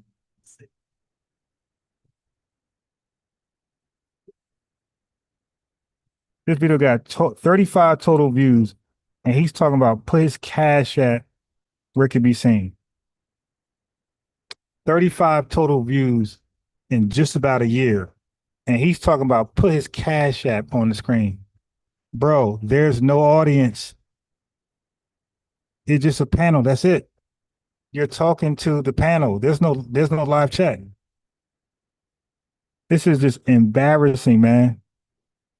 So when they see Cash Apps flowing, Afro-Elite, Jason Black, Tariq Nasheed, Dennis Berlin, when they see unbiased Ron, the Cash App, the lineage level on fleek, oh my God, it bothers them because he's a narcissist, and most of them are. They really believe it's just their way or nobody's way. That's not how we believe over here. I have my way. Black Alpha Network has his way. Tariq Nasheed has his way. Jason Black, Professor Truth, everybody has their own way. Nobody ever says my way or no way. This guy literally said it's his plan or no plan. He said black people never had a plan. So the first plan we're going to have is through this special guy. This dude said, put my Cash App on the screen, and there's literally no chat. Because I'm just a black tax. Black people don't pay for information, and I'm trying to give them information. So do you have my Cash App? Do you have my Cash App? I'm going to put it up. Yeah, thank you. Put the link. So let me see. It's easy to click the link on their phone, right? Is this weird to scoot it over some kind of way, Gemini? If you gotta ask, do they have a job? That's probably enough circumstantial evidence. That's all you need. Okay. I'm gonna if you could put it in a link, fine. Cash App Reginald Mabry. So what happened? Huh? Sakina, what'd you say? I said, is it a way to scoot it over, or I'm just drop it in a link because this all over his. Just tell him there's nobody watching. Okay, just say, hey, there's no chat. His face. Oh yeah, it is. Hold on. Okay. Keep talking. I'll fix it. So where is the present? Where is the private chat? So here's my private chat. You can put it in a private chat, and you can put it in the YouTube chat. Put it in the YouTube chat. Listen, I'm working for you for $5 tips. right? I'm working for you for $5 tips. So if you This is sad, yo. That is sad. I'm working for you for $5 tips. That's like these people, these grown ass adults that will have their hand out while you living your best life. You'll look at their hand like, what's up? They don't want change. They don't want 50 cent, 75 cent, dollar. They want $5 now. You give one of these guys $1, they'll look at you like you disrespected them. They'll probably rip it up and throw it at you. This guy then told you what's the minimum? Is this not Umar-ish? Thanks for the $5, sister. Next time make it 400. Thanks for that $10, brother. Next time make it 1,000,000. Thanks for the $20, family. Next time make it 2,000. We're trying to build a school, sisters and brothers. This guy said minimum $5. listen, I'm working for you for $5 tips, right? I'm working for you for $5 tips. So if you're watching this show, please buy me lunch. I would appreciate it, right? Maybe I might even get a dinner out of it, right? I'm not, this is not. Damn, yo. Maybe he is African. Feed the children type shit. Maybe he is African. He on that type of time. Feed the children. Hey, great point in the chat, watcher.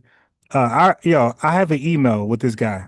This guy was so scary because he came over here 2-3 times already. And like I fact checked his lies. So I think he knew.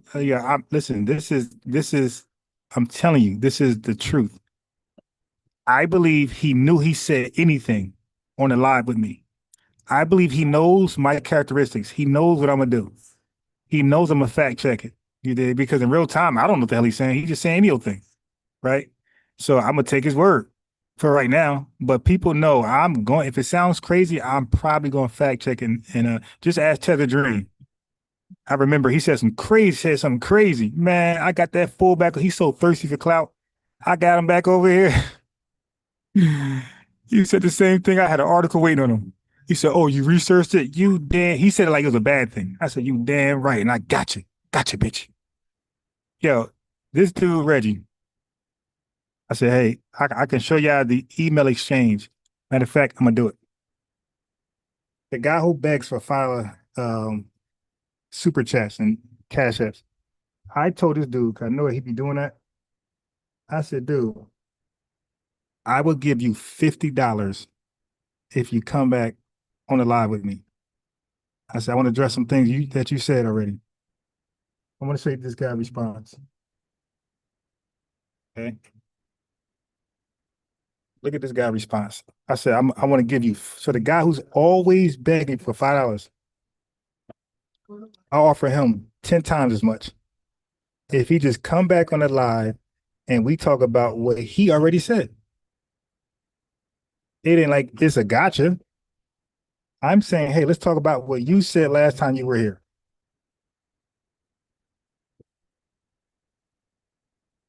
Okay, I got it. Hold on. I think I found the email. Hold on. I got us going back. How do I see the whole thing?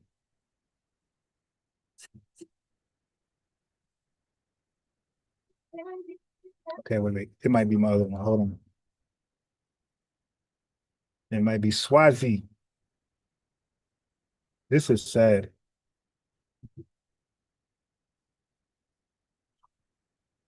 Yeah, I got him. Okay, I got it. Yeah, his emblem is the Black City Plan thing. It's hilarious.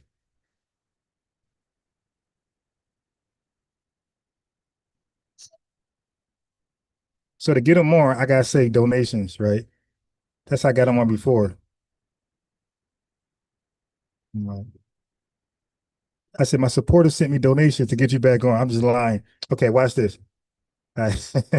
Look at this family. I know you'd be thirsty for donations. So I'm over here, like, keep saying donations. Look,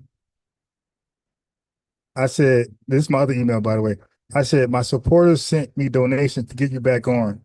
He said, peace unbiased. What is the donation amount? Look, he said, what is the donation amount? All he cares about is money. I said, yo, look at the date. Look at the date. I said, hey, my supporters sent me donations to get you back on. He said, peace unbiased. What is the donation amount? And what do you want to talk about? I say $50, FBA reparations and Pan-Africanism talk. Sorry, it's not worth my time. I've been on your show for free and they don't support. You are cool, but your audience think I am for clicks and arguments. All right. All right.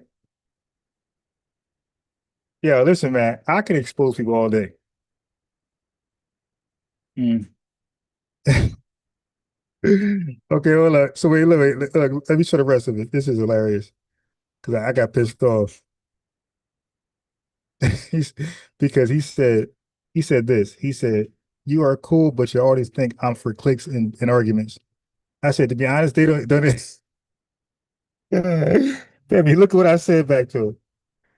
I said, to be honest, they don't even know who you are. I said, they are not from Sinetta or the conscious community. They are from Turkey audience. I can see if they'll raise more, but no promises. So I'm trying to bait them back in. Argumentative dropouts with no money to support Tariq. You a good dude and don't to argue. I don't know what that say, but I'm trying to get him back on. I'm trying to talk about money, money, money. That's all he talks about. So hey, let me dangle the possibility of money in your face. Now, obviously, I was gonna get him got money from my own pocket had he said, yeah. Okay, so that man wanted money. All right. So it fits. It fits. That's why he's saying this right here. So hey man, I try to hustle a hustler.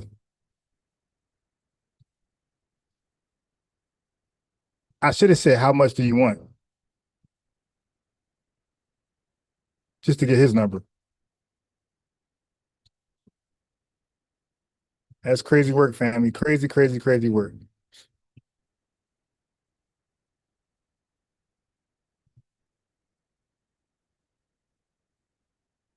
I don't like channels that ask for donations every 2 words, and you're never gonna watch Reginald. Paying my bills.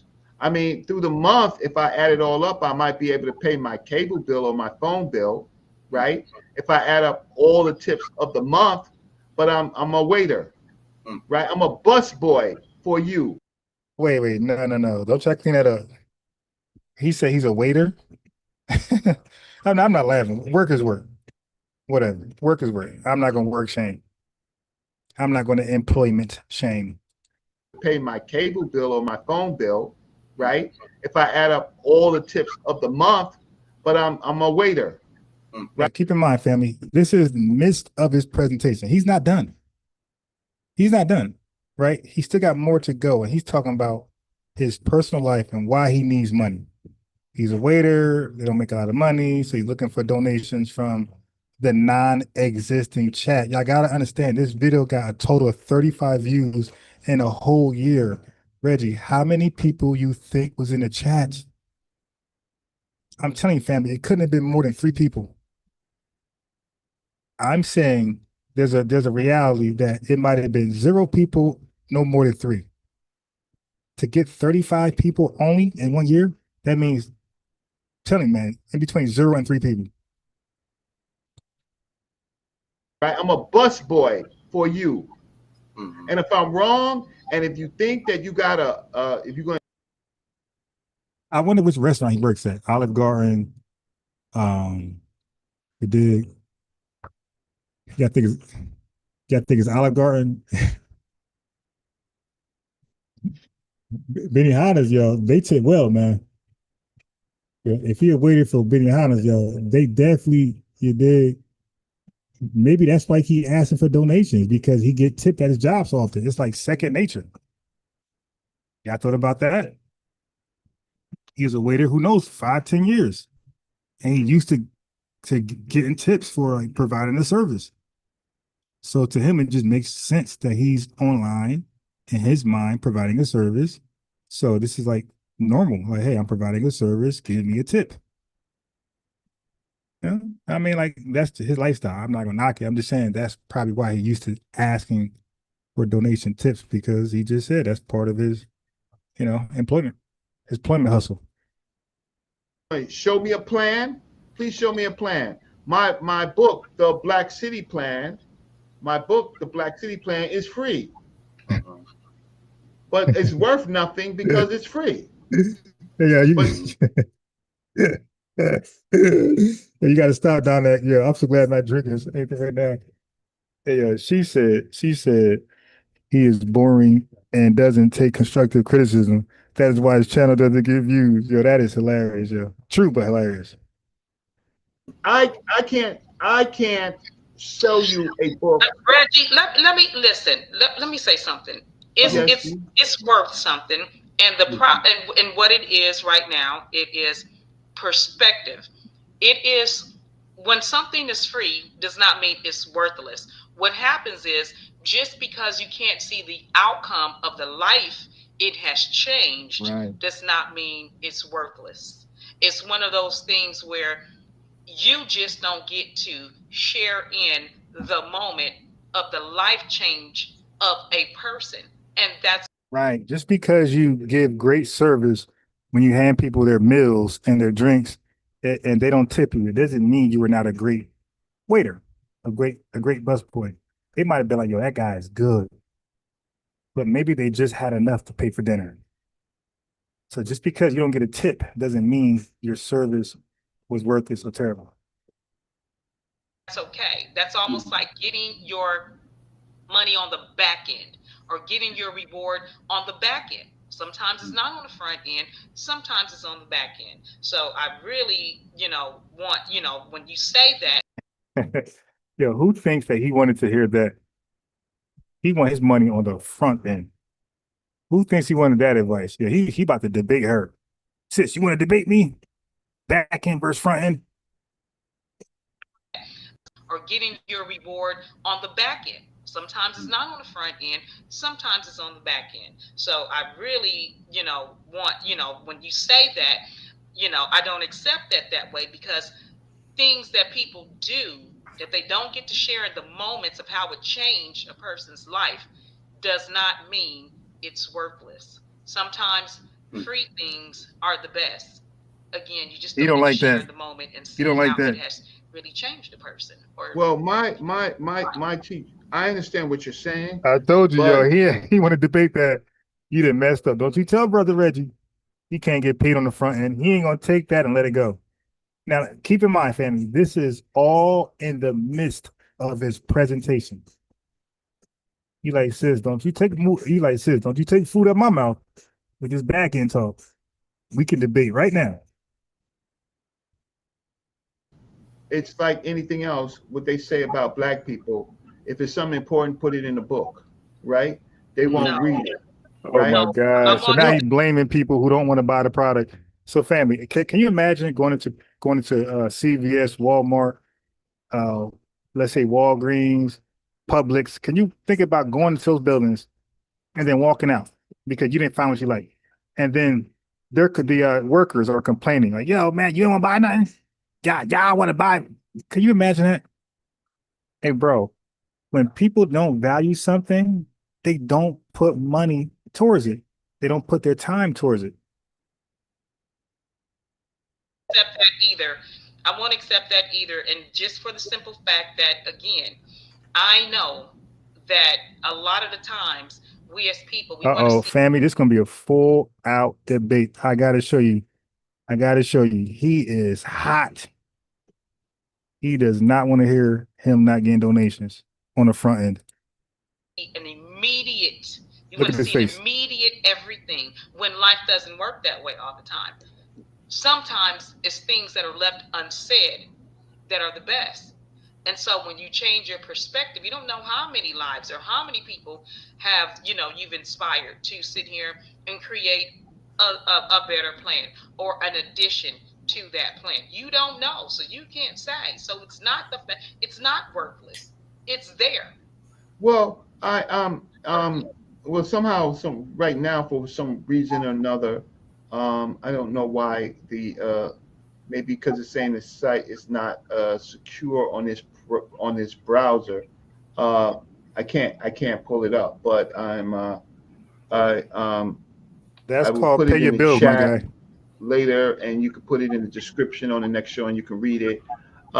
My professors, Dr. John Henry Clark, wrote the organization Afro-American. Listen, I understand everything that you're saying. I'm not trying to make money off of a plan for Black people. I need Black Yes, you people are. to follow it, so that's why I made it for free, right? Listen, if I get $20 worth of Cash App, look. Yeah, he ignored. Yo, she dropped all that wisdom, bro, about, man, sometimes you just got to do the work. Her message was real simple. Sometimes you got to do the work, and doing the work, sometimes, family, is going to require a complete 100% sacrifice. Okay? Sometimes doing the work will take and will require a 100 complete sacrifice. Sometimes doing the work will require your life, just as Dr. King. Okay? So this dude dropped all her wisdom. She dropped some great wisdom on this dude. He dropped all that and said, hey, man, just send me $20, man. The hell was she talking about? Send me $20, man. Ignore her. She don't know no better. Send me $20. Damn, yo, somebody send Brother Reggie $20. What you gonna do with that? Because you know, in the hood, you're in the hood. When you want to borrow money, you got to say 100 is better. Anything less than 100, we automatically think you're on that substance. You're on that narcotic. You dig? You don't borrow nothing less than 100. You dig? And what you do is when you borrow that 100, if you wanted 20, you put the 80 aside, don't touch it, spend that 20 on whatever, and then get that 20 back, add to the 80 and give it back to them. And that person's going to think you paid back the whole 100. Like you spent it and paid it back. The whole time you just took out 20, left that 80 under your bed, whatever, under your mattress. No, that's what he should have did. In the hood, if you ask for $20, we automatically think nose candy, crack rock, something like that.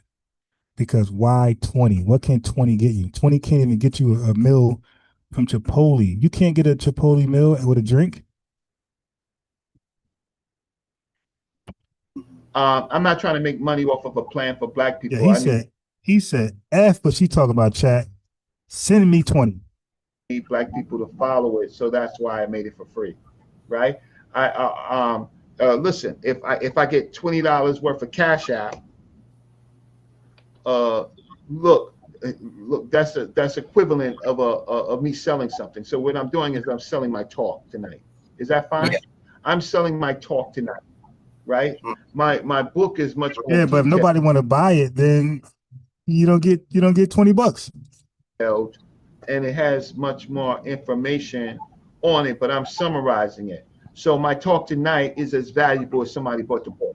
Hey, sis said he want that bag up front on some Charleston White type time.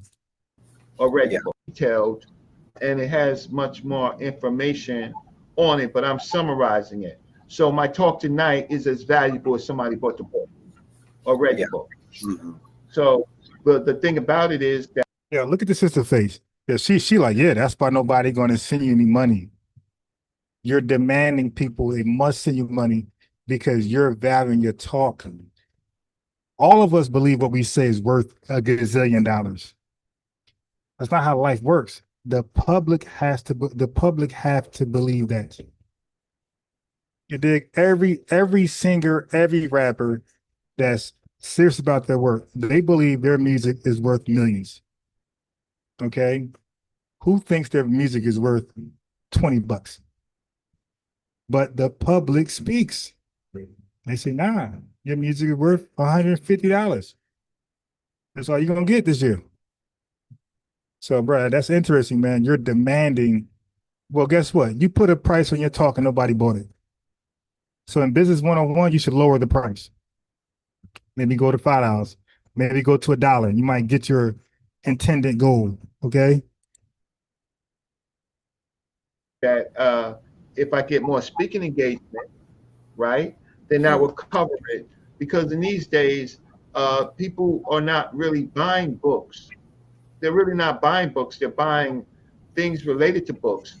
what they call merch and stuff like that. Am I wrong? Am I wrong? Well, can I ask a question right quick? Oh, Let me ask please, sister, cook him. you a question, Reggie. Well, let me ask you a question. What's the last book you bought? The last book. Yo, family, this is unbelievable. This turned into a debate in real time. This is in the midst of his presentation. Okay, he had a lot to cover still. And he's gonna attack her personally. What's the last book you bought, sister? Am I wrong? Well, can I ask a question right quick? So the moral of the story is, Brother Reggie, want you guys to learn and know. Do not step in the way of his money. Let me ask you a question, Reggie. Well, let me ask you a question. What's the last book you bought? The last book I bought was called where is it? The Pyramid, the Sphinx, Tombs, and Temple of Giza. You bought it last week? No, I bought it 2 weeks ago. You bought it 2 weeks ago. So you buy food more than you buy books. You buy clothing, right? You gotta wash your clothes. You buy Family, you and I and these beautiful women want to know, where the hell is he going with this? buy other things more than books. So books is, people want quick information. Let's just be honest. They want quick information. I'm giving you quick information. So let me continue. Don't be worrying about that. Just people. There's my Cash App. I put it in the private chat. If you can move it over to the permanent link, buy your brother Reggie coffee, right? Okay, but let me ask you a question really fast before you move forward, because I remember reading on the link. This whole proposal is it's the reason behind it. Can you explain that? Because the Cash Apps and everything are a part of Black City Plan is the Black City Plan is the Black City Plan is based on the White City Plan. That's how white folks became successful, right? All right. And the Black City Plan that white folks used, which was the White City Plan, was stolen was stolen by the Greeks from Family. They had to get this dude back on track. He was going to debate as he was going to debate as much as he needed, as long as he needed, for those donations up front. Right? He's not even done. And they had to get him back on track. They said, all right, listen, man, forget all this, man. Come on, man. Get back on track. From Africa, right? Think about the word city. The root word of city is CI. That same word is in civilization. That same word is in civilized. That same word is in city. City. The city is the, which I read from that the book on Jacobs, is that cities is the basics of government. Cities. So I would say that understanding, if you understand the city, you understand the government within the city, to understand the power of it, you understand debt, you understand transportation, you understand municipalities, and you understand some other things that I'm going to describe. But you family, he's going to bring back the Cash App talk. Don't you think the women think they were successful to get him back on track? Yo, right now, what's on his mind is money. Is money over the presentation. MOP, baby. Money over presentation. Yo, Reginald reps MOP, man. Money over presentation. Listen, the women think they got him back on track. No, you did not. Watch this. Hilarious. You also understand debt, because cities is the thing that puts you in debt. Correct. So going to this page about the Black City Plan, and it explains why donating to the plan or donating to the channel explains the research and the X, Y, and Z and X, right? Well, it's giving you some knowledge. It's telling you how the world works, right? It's not scamming you. It's not finessing you. It's telling the people who are smart. We have the largest amount of unemployed graduates working Uber and subpar jobs, right? I'm telling these black graduates, take over your cities, right? Take over your cities. Control the thing that controls your family, your mother. Take over that. That's what I'm saying. I'm saying stop being unemployed, right? Go and control and become powerful. Control the jails. Your brother's in jail. Your how can I say, he's in court right now. He's on his way to jail. You can't get a job because of racism. You can't. How can I say? Food costs too much. Transportation costs too much. Your taxes cost too much. Take over, black people, the thing that controls you, which is government. It's as simple as that. It's as simple as that. Take over that which takes over you. It's as simple as that. It's so simple, he's going to break down how to do it.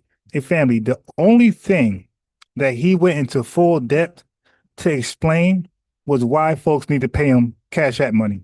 He said a bunch of everything during this so-called presentation, and he never showed people how to do anything. Okay, how are you going to take over? What you going to do? Recruit candidates? What you going to do? Build voting blocks? What you going to do? Win primaries? What you going to do? Handle turnout? Coalition man? Legal defense? Media strategy? Campaign finance? What you going to do to take over a city? Voter, there's something called voter suppression, my guy. At large elections, gerrymandered city councils, state takeovers, police union backlash, developer money, party machinery. Okay. So the census that he wants to, or the thing he wants to chant, take over, that is not a strategy. That's pep rally talk. That's pseudo babble. That's a guy who's not serious, who wants you just to give him your money, your hard-earned money. What else? Strategy is the steps, the constraints, and the counterattacks. If every other group does it, like he says, name the mechanism and replicate it. Don't just chant it. They always say everybody else does it. So if everybody else does it, that means there's a blueprint out there. Give us the blueprint. It should be easy to replicate. But the thing he can articulate, the thing he can simplify and explain without any trouble is why you should give him some money. Take over the thing that controls you. Every other group does that, except for you. You want to watch YouTube. You want your Netflix, right? And you'll be like, yeah, everything is good. I got my car. I got my fine woman, right? I could go to movies. I could go eat my seafood. I could buy my gear. I could buy my cologne. You stupid Negroes. Don't beat them up. Okay. You know what, Reggie? No. Family, they are laughing at him. Nobody takes this guy's plan seriously. They're laughing at you, my guy. You're a failed Umar. You're a failed Garvey. Anybody want to know what a successful scammer look like in our community? Umar and Garvey. Anybody want to know how a failed scammer looks like in our community? Reginald. There you go. That's a failed scammer in our community right there. It didn't work. So we don't fall for all scams, family. We don't fall. Some of them we say, nah, this don't smell right. And Brother Reggie, you just been caught. People see the scam. It's right in their face. Like if somebody is charging at you with a pie to smash in your face, are you going to sit there? Half of us going to duck and the other half is going to knock your hand out the way to make you push the pie in your own face. Nobody's going to sit there and allow the pie to be smushed in their face. So, Brother Reggie, your strategy, your plan allows people to attempt to smash the pie in your face. Okay. So I want to get to, I want Brother Reggie to get back to that Cash App talk. Okay, we got to call real fast.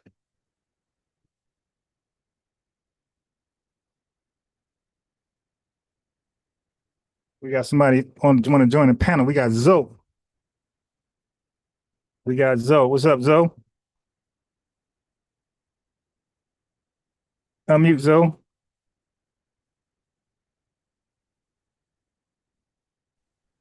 How you doing, sir? Okay. I don't think I can hear you. Can you hear me? Hold on. Let me see. Hold on. Wait.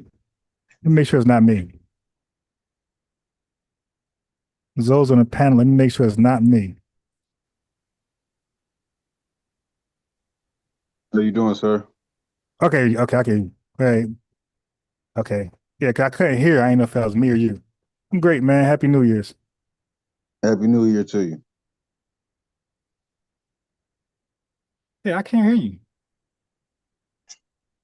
It might be me. Hold on, let me go back in and come back out. Hold on. It might be on my end. 1 sec. Let me check my stuff. Make sure. Oh, yeah, it's me. It's me. All right, say something now, brother. Yeah, can you hear me? Yeah. So somehow my speaker selection went to my microphone. So my microphone was the speaker and the mic. Okay, I can hear you. I got you. Happy New Year to you. Yes, Happy New Year. Yeah, I wanted to call in and ask a question. Sure. You was speaking on Garvey, and Yeah. you were calling Garvey a scammer. Yeah. I mean, that's unfortunate because when I was young in my life, I almost like looked up to Garvey as our people paraded him and paraded him. And then when I looked into him myself, I was discouraged, bro. I was let down. I ain't gonna lie. I was disappointed that he was a scammer. And I was like, why would people promote somebody who scammed us as a hero, put him on the level of Malcolm X, Dr. King, Frederick Douglass? I was confused. Why would people do that? After I learned about him. Well, my thing, and again, Garvey had a lot of stuff personally going Yeah. on.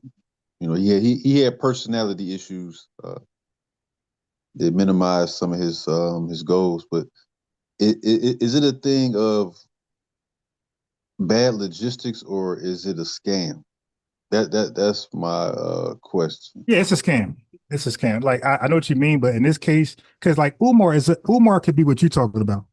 Bad logistics, right? Because Umar diverted himself there, right? Because if he produced a school, he got time. Like his book is still being written. He got time to make good. But if he closed that idea out now, then his history be written as a scammer too, unfortunately. But he has time to make it right. But to answer your questions, not bad logistics. Garvey, his story is already written, and this has written scammer. Well, what I'm saying, what was the scam? Like what was he scamming the people about? Okay, the solution, right? He came to our country as a Jamaican, right? He disrespected our legacy of activists, starting from Frederick Douglass all the way down to where he came. We had W. Du Bois right there, and Booker T. Washington had just passed. So he come to our country from a whole different country.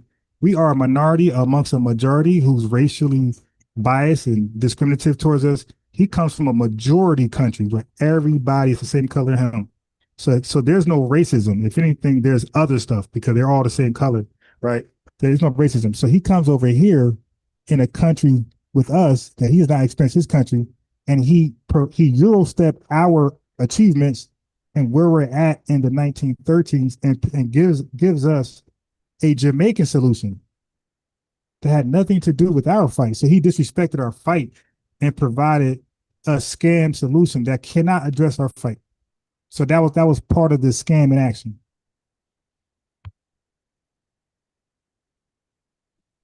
Okay, you said he disrespected the Black American plight, because I mean, I haven't seen any. I'm trying to find the letter that he wrote to Booker T. Washington. I know Marcus Garvey was a follower and admirer of Booker T. Washington, Right. his work with Tuskegee.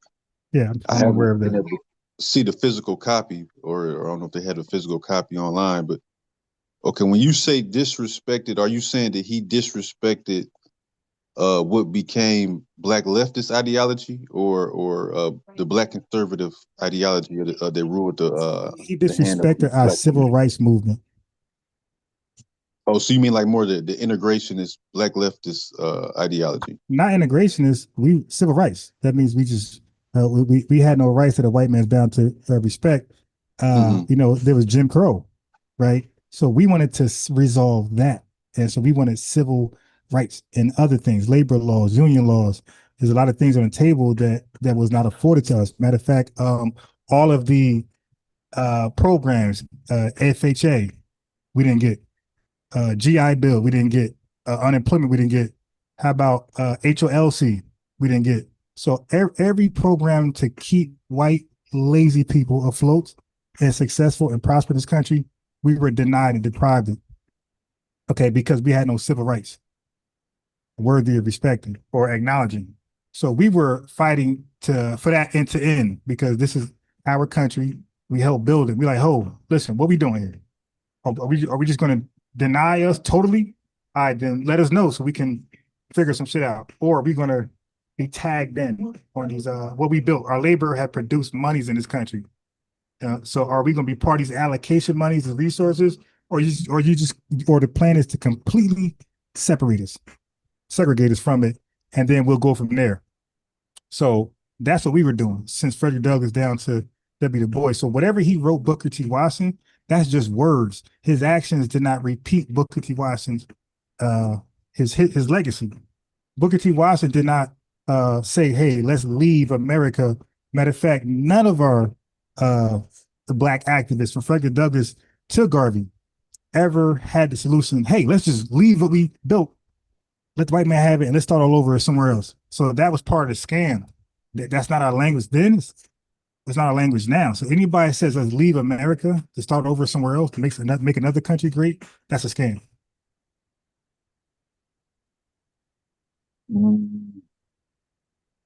Well, that's part of the scam. The scams get deeper. No, I mean, so here, I can understand the rift historically in the in the Oscar Dunn, maybe the Oscar Dunn point of view, or the Frederick Douglass and the that point of view versus like maybe Edward McCabe or a Benjamin Pap Singleton, a Tennis Campbell type of point of view. But I mean, I would say that, okay, in the grand scale of things, right? In the grand scale of the two historical point of views, if you're still maybe, if you get these rights, right?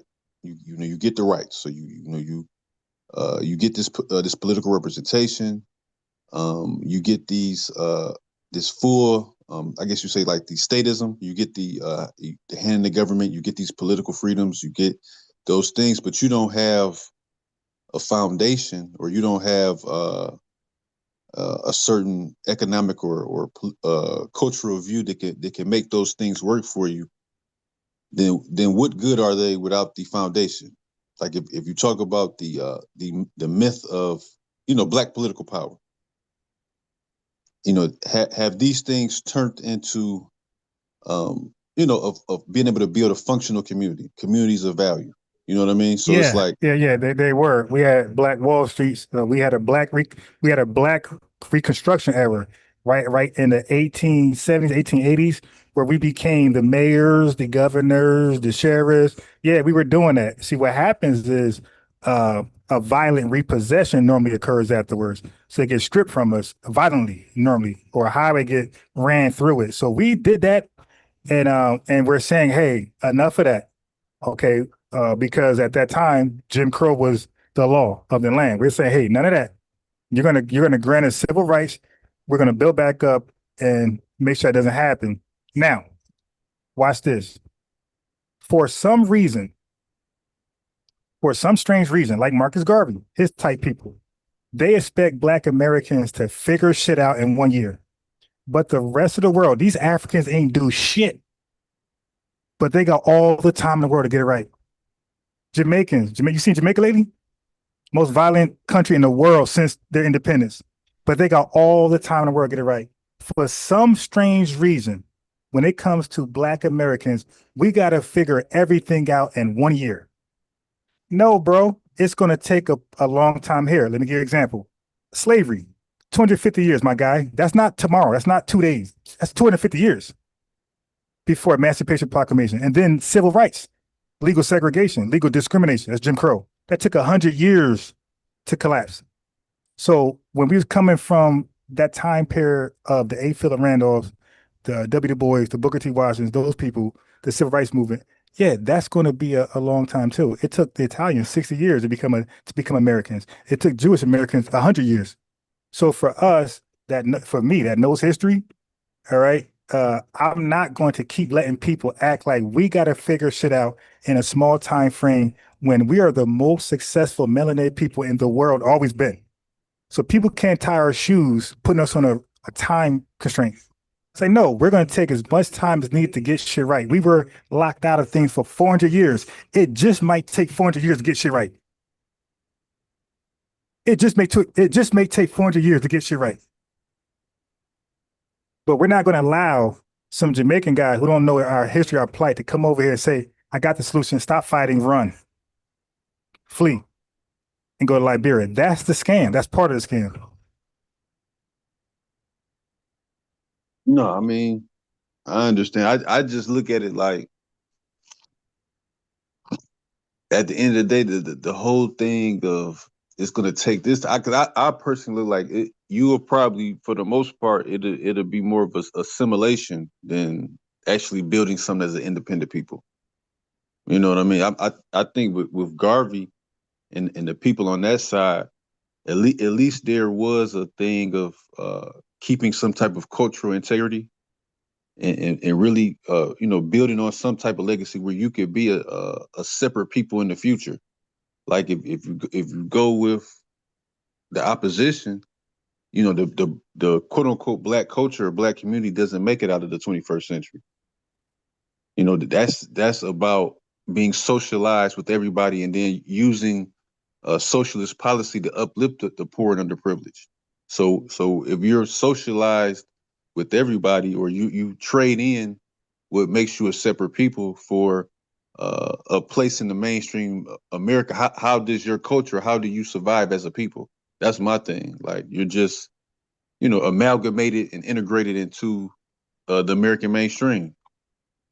So it's like, well, you won't have a 400 years to build anything, like as a man that's in this nation. Like, I think at least with the nation, you do, you have a certain place of region to build on and to develop on. Like, if you talk about like a Detroit or, these scattered cities, there is no real development because for the most part, it's just about, approaching America as a rugged individual and just amalgamating into wherever, whatever community or your locality. So that's what I'm saying. Like with the Garveys, okay, if I come up as Garvey and I say, well, listen, the only thing really keeping your cultural integrity is Jim Crow. And that, as far as development or as far as any type of remaining you and not falling into the assimilation thing, you might have to go somewhere else and build something for yourselves. That being dependent, or what we have now, living off of the white guilt and all these different type of things, these things, a culture like that doesn't survive forever. So I can understand a person saying, well, that wasn't your mainstream political thought, but if you're trying to pull from a political thought that's not really entirely based on free people culture or a free people worldview, then it's not gonna really work out for you. That's my whole thing. I mean, like, somebody can bring something different, but if what they're bringing is different, it's more based around how a free independent nation would think. Wouldn't it be better in the long term than what you have? All right, so let's examine it. All right, so let's get to the fun part. let's examine Garvey, what he brought as an alternative, what you're talking about. Let's examine it now. Let's see if it's better than what we brought. Okay, so now there's something called proof of concept, right? Proof of concept. So if you have an idea that works in life and you want to be taken seriously, you will give them a proof of concept, how it already works on some type of level. Okay, so when he came with that idea that he came with for us, we're looking at him and where he came from. And we're like, wait a minute, where is that put in practice where you're from? Okay, so there's no proof of concept. So that means he's trying stuff out on us, like lab rats. But listen, his right-hand man, Hebert Harrison, he said no. The reason why he couldn't get it done is because they said, get the hell out of here. His own people. Okay, now that's a problem, because if I'm trying to sell a product to Italians, okay, with no proof of concept, Italian neighborhood, and they find out, I'm black, obviously, and they find out that I tried in my neighborhood already, and my own lineage said, no, we're good. They're not going to kind of like open the door for me now, because they want to know why your own people don't rock with you. And then you don't have no proof of concept. You just have an idea that hasn't been tested. All right. So we would like for him to test, and everybody has to test their ideas out, but don't test the ideas out on us. So that's one. Number two, brother, can you explain his strategy for talking to the Klan? Well, he made that, and that was another thing he got in trouble about, as far as talking with the Klan or trying to go and foster a relationship with the Klan that was based on it was based on racial integrity and being separate. But the Klan being what they were, that definitely rubbed Black Americans wrong. Them being a terrorist group of people. Bro, you can't. Okay, right now you have Ukraine and Russia. Bro, you're not anybody that's serious about resolving that thing, right? Or helping out whoever's wrong. Right, I'm not getting to that. Whoever's, because right, with us and white people, we know who was wrong and who was right. Right, we were victimized by white racism, white violence. So we're the people in the right, they're in the wrong. So if an American go to Ukraine, and let's say the Ukrainians are absolutely innocent, I meet up with them, I give crazy ass solutions, nothing they dealing with, and then I take myself to the worst people in Russia who caused them the most violence, right? Caused them the most terrorism. And I'm over there sitting down, eating dinner with them, giving them praises. That's not gonna go well. And you could do that with Palestine and Israel, Israel and Iran. You can do that with anybody, bro. You could do it right now with Old Block and other crew. You're not gonna sit with somebody ops, Kaka and Kiki, and then expect to be taken seriously when you leave and go back to the injured party. So what he didn't know, what we knew. Or maybe he did know, because it looks like he studied our country. But the Klan had just came off the Red Summer, where they killed the most Black people ever. It's called the Red Summer. They just came off that before he met them. Then when he met them, he wrote them, giving them praising their books and everything. No. Then he looked at them as though they can actually offer assistance at that time to 22 million Black people. We like, hold on, who gonna do what? Who gonna do what to who? Wait, what happened? See, so he's moving like an op. You dig? He's moving like a sympathizer to white supremacy to us. He disrespect our movement. He got this crazy ass solution, and now you're going to the ops to fulfill your solution. We're like, what? Yo, dude, you gotta go. And that started the Garvey Must Go campaign. But before we go there, let me ask you this. When he was trying to raise money for his idea, for his solution, for his promise, right, to Black people to save us, to resolve the issue. How did he raise money? What was the strategy to raise money? He had certain businesses that he tried to open. Nope. Try again. He had no businesses when he got to the United States. Zero. Okay, now I can tell you how he got those businesses later, but I want to know how he told Black folks that he's gonna have some steamships, right? He had the BSL line, the Black Star line. Now, brother, I want to let you know, as you're going to find out, I know about Garvey more than most people. I say he's got up and down.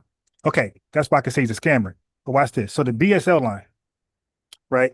He offers stock certificates to Black people to buy into, to invest in this idea that this fleet of ships is going to save them from the boogeyman in America, from the Illuminati, whoever, the Bilderbergers, and he's going to bring Black people to Liberia as a safety net. That sound about right? Yeah. Okay. So now, brother, he then did a Umar. He started to solicit stock sales for a ship he was advertising that he did not own. Is that called scamming or no?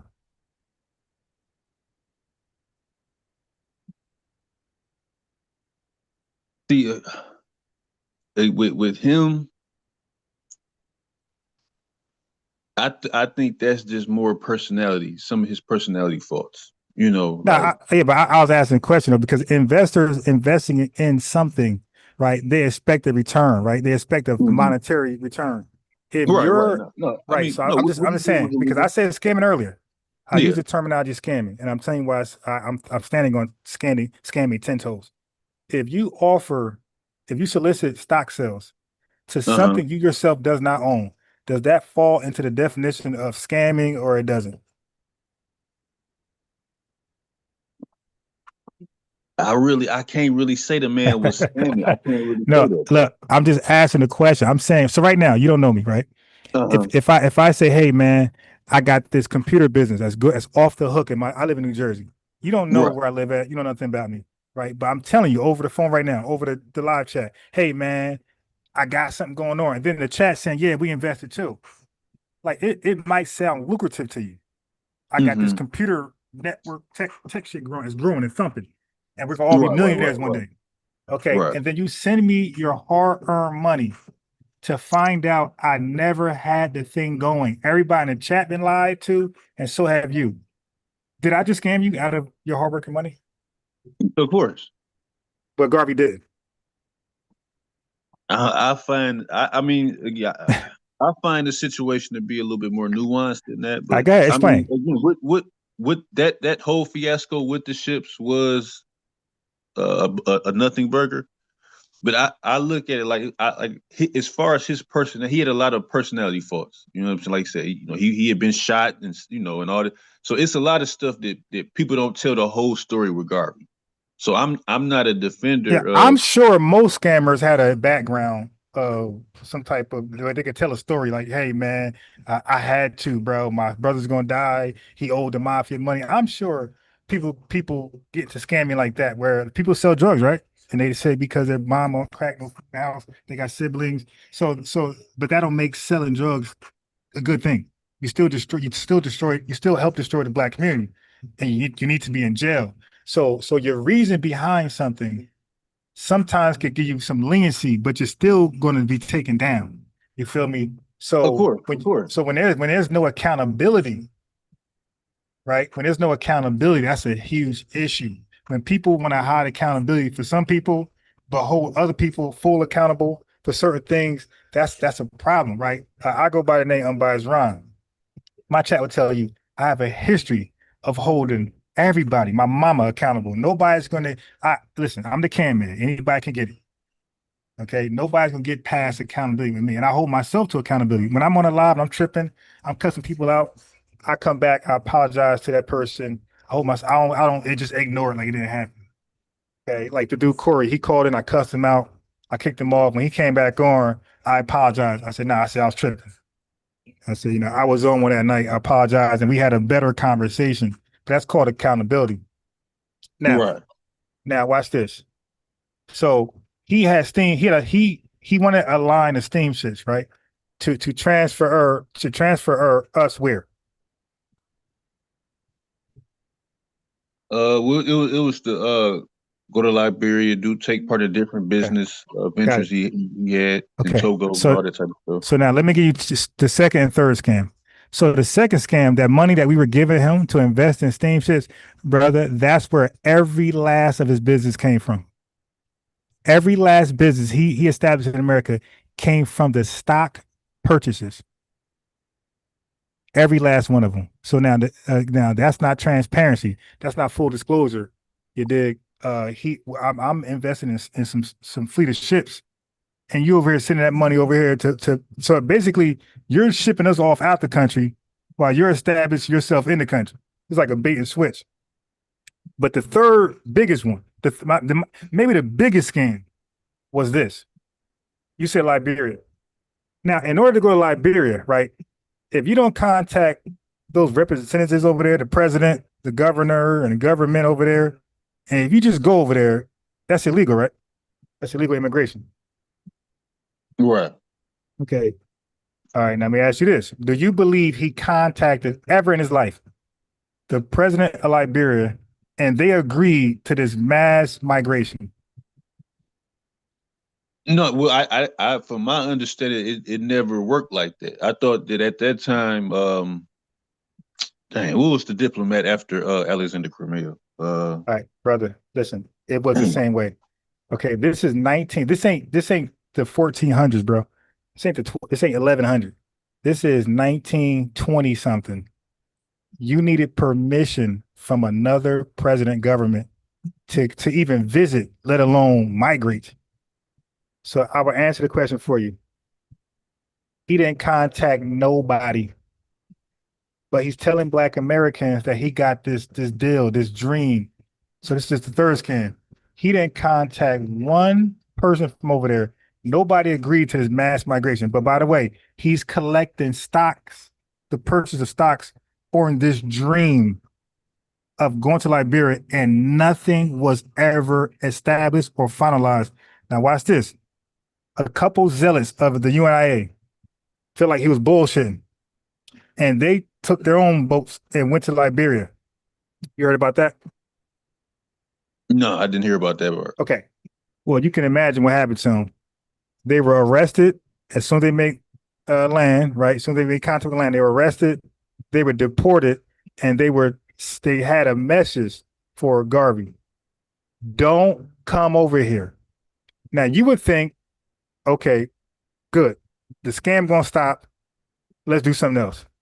He still solicited stocks. He got the message for a couple of people who were deported from Liberia. They came back and said, yo, that's a no-go. He said, don't come back. He said, don't come here. Because he didn't want us mass migrating, challenging their people who's in position of power and, social politics and working. He didn't want us to challenge them. That's what's gonna happen. Going to challenge for position. The government said, he said, I don't want that. It's going to be chaotic. Don't come over here. Don't even visit. Stay in America. So when that news came back to Garvey, you thought he would say, all right, look, everybody, ain't going to happen. They said no, and people would have been upset, but he would have got over. He still collected stocks, and then that's when he got caught for mail fraud, because now he's soliciting stocks through mail. So if those three stages ain't scamming, so I'll do a recap. He was soliciting money, stock ships for a ship he did not own. He was taking the money and establishing business in America while he's trying to ship you off to Liberia. And then thirdly, the whole Liberian dream was a hoax. He knew it was a nothing burger, and he still solicited stocks anyway. So with all that, he's not a scammer? No, I'm saying I would say that it was it was a scam. I mean, I just understand that how would I say, how would I put it? That what a person might mean, and again, when you're dealing with money, that don't matter. Like if I'm taking money from you, that don't matter. The stuff needs to be correct. Things need to be right, things need to be correct, things need to be planned out.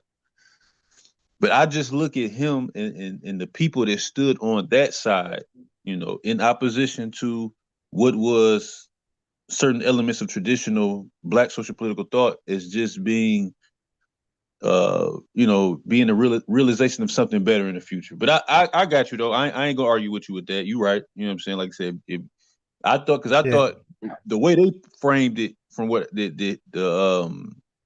the Americo-Liberian elite was. Yeah, so I didn't know that part of it. They was trying to say that the Americo-Liberian elite was pressured by, I thought it was like the British government or something like that. Not to say, but yeah, I understand what you. I didn't know that full story about it. You know what I'm saying? That's new to me. I didn't know that, Yeah. that they had told him before not to come in that way. I thought that he tried to go there after the mail fraud, but I didn't know that part. Yeah. So the whole thing was a nothing burger. So now it wouldn't even matter. It wouldn't even matter if they were shrugged and said, "Nah, don't do that." That wouldn't even matter. You don't sell the dream and then try to put it into action. That's not how stuff works. You put it to action, then you sell the dream.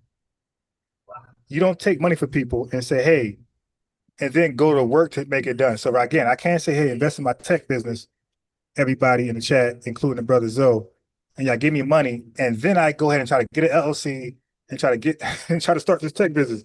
That's not how that happens. Because if that was disclosed, nobody going to give me a dime. So it was dishonest.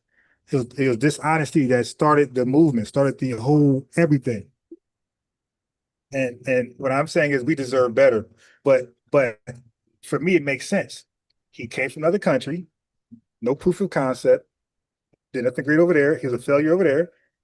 He came over here, he tried some shit, he failed. He went back to Jamaica, failed again. He went to London and failed there. So he was successful nowhere on this planet. No, I got you. He had 4 tries and came up short and I'm talking different countries. So people could say, well, the American government, okay, he's in Jamaica. Okay, he's in London now. 4 tries. 4-time failure. So that's why he can't. He had nice rhetoric, which most scammers do. Oh, Booker T. Washington and all that. Yeah, that sounds good. But when you got put into practice, the scamming starts. So that's why I say scammer. And we can't look past that and then say Umar ain't one. Okay, we can't look past that and say Reginald ain't one with this Black City plan. Like we can't start, because then that's called being respecter of men and respecter of persons. You start to pick and choose based on who you like, who's criminal, who's not. No. I mean, I wouldn't. Okay, and I understand what you're saying. Like, okay, my thing, okay, with the Dr. Umar, right? That a lot of that. Again, the premise as far as okay, you're talking about this. What is it? The school to prison pipeline.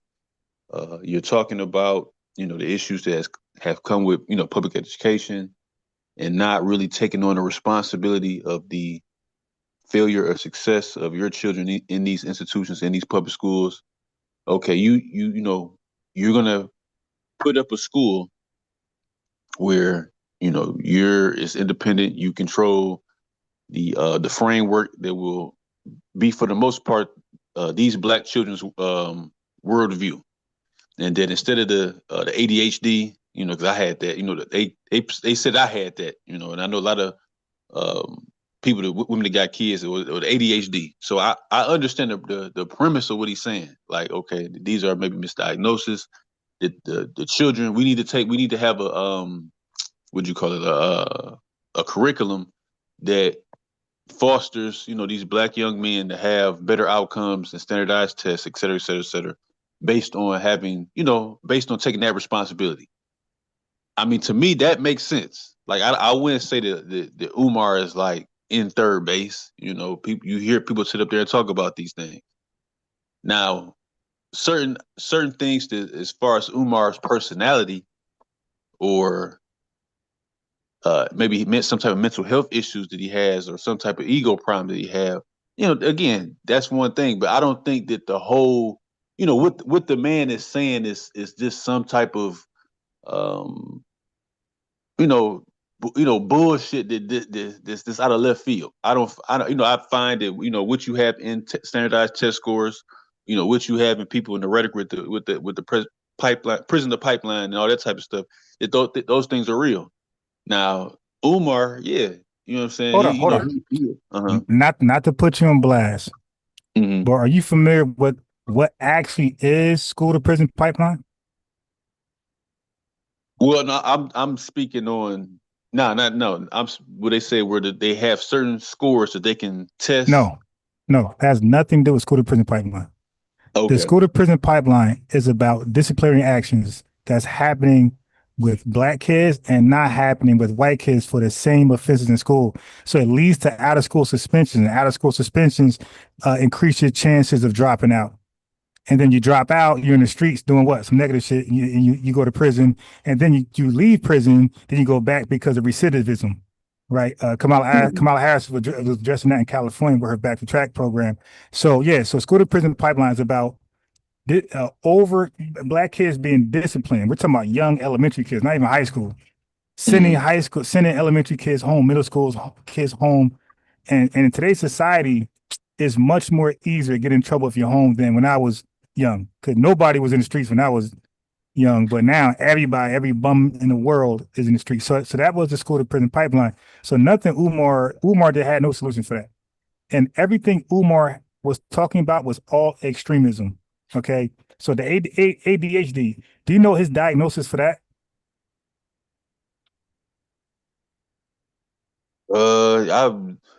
I can't think of it offhand. I'll tell you, the no daddy at home syndrome. So he pretended like as long as there's single parent homes, that somehow black boys inherit this condition called ADHD. Yo, there's not one school psychologist in this world that would agree to that stupid shit. Like, so he says something that nobody says ever. He wasn't taught that. He just made it up. Just like how Garvey made up his solution. So like these guys never got a proof of concept. I keep going back to that word. You have to establish proof of concept. When I did my own business, I'm gonna start back up in August. The pandemic killed it, but I had a proof of concept for parents, and it was working, and the kids had results, and they came back, and I was lit. You dig? So, but it started with proof of concept. Without that, bro, you're lying to the people. And then they all go for the home run. Why nobody start small? Look at retarded Reggie. He got a African Black city plan that's taking over a city. Like, how about take over a block, my guy? See, that's proof of concept. How about take over a house? So we all go for the home run. You know why, Zoe? Because they know it doesn't work. See, the whole civil rights movement, okay, 100 years.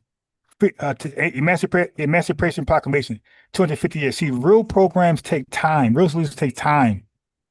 But when somebody come with a home run, is normally a scam.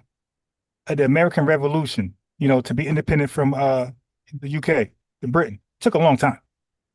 You dig? So real changes take time. When it's a home run hit, like being called African American, is usually a scam. Jesse Jackson said, "Hey, we're African American." Prior to that, we were 30 years Black, and so it took 30 years to become Black. It took 1 year to become African American.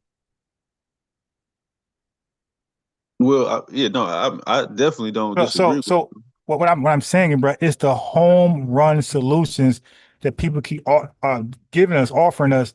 They're all scams. Change starts with increments. And then you have a portfolio of success, right? And you hand the people that. That's what lawyers do. When you want a lawyer to do something for you or defend, you look at his wins and losses, and then you don't go get a marriage lawyer to handle something criminal.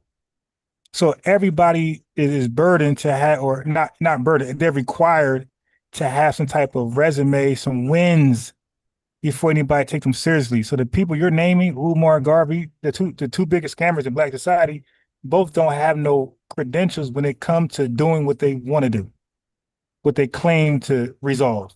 They got no background. And Brother Reggie, with this Black city plan, no credentials at all. This guy went to school to be an engineer. But now all of a sudden he's a lawyer, he's a construction guy. He wears all these hats now. So, bro, we got to stop thinking that there's a fast solution to this, man. It's gonna take fighting. It's gonna take moving, marching, protesting, boycotting. It's gonna take getting along with each other. It's gonna take a lot, and you might not see it in your lifetime. But but that's not why you're doing it. You're doing it so it can be seen in somebody's lifetime.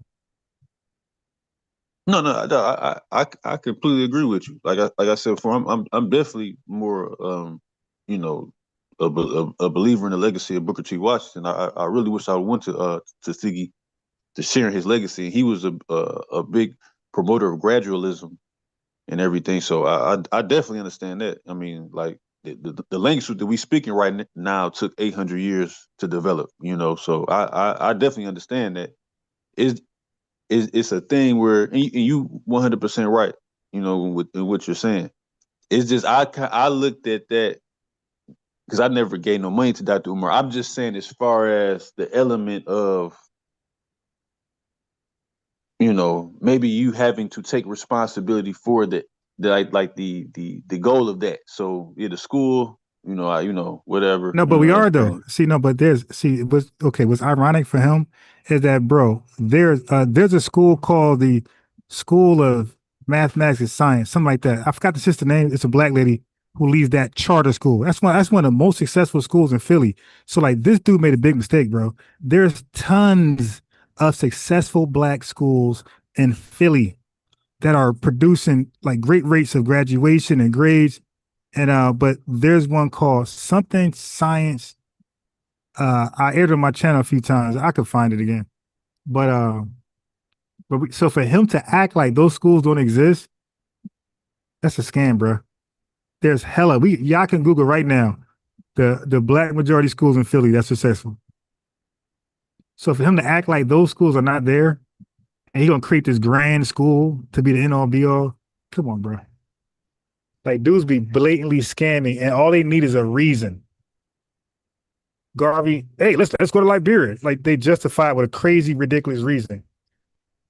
Umar, nothing that he was proposing was going to resolve school to prison pipeline. And how was he going to stop that with his school? Like, you know what I mean? So like you have to have your own, which he don't want to do. He don't want to, he made that clear.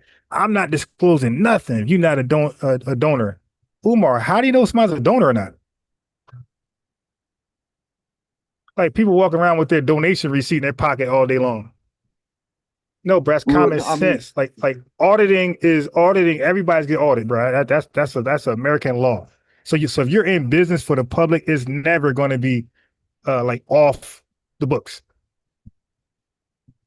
Well, no, I mean, I'm saying that okay, you said as far as maybe Philly or maybe like those individuals, but I would think that the mass of Black America, or the social political but framework. That's what he uses platform for, though, brother. What I'm saying is use your platform to point to those schools and say, hey, Black America, we should replicate what these schools are doing. How about use your platform to interview it? Now, listen, the sister has been interviewed before.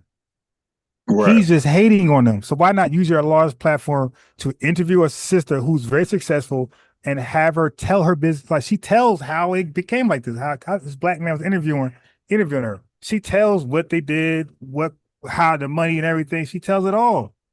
Most definitely. Okay. So why not? Because bro, I'm not gonna be able to solve everything. So what I do is I use my platform. It ain't the largest, but I use it for somebody else who has a solution to something. I don't try to get all the credit. Like if Taya Carter got a solution for something, like maybe, I don't know, and she want to present it here, because I obviously don't have it.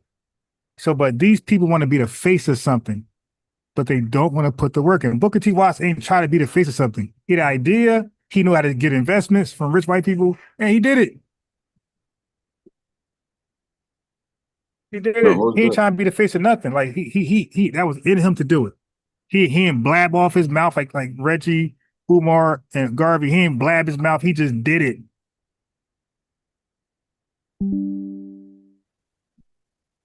No, I got you. I feel you. I ain't even 100% right about that.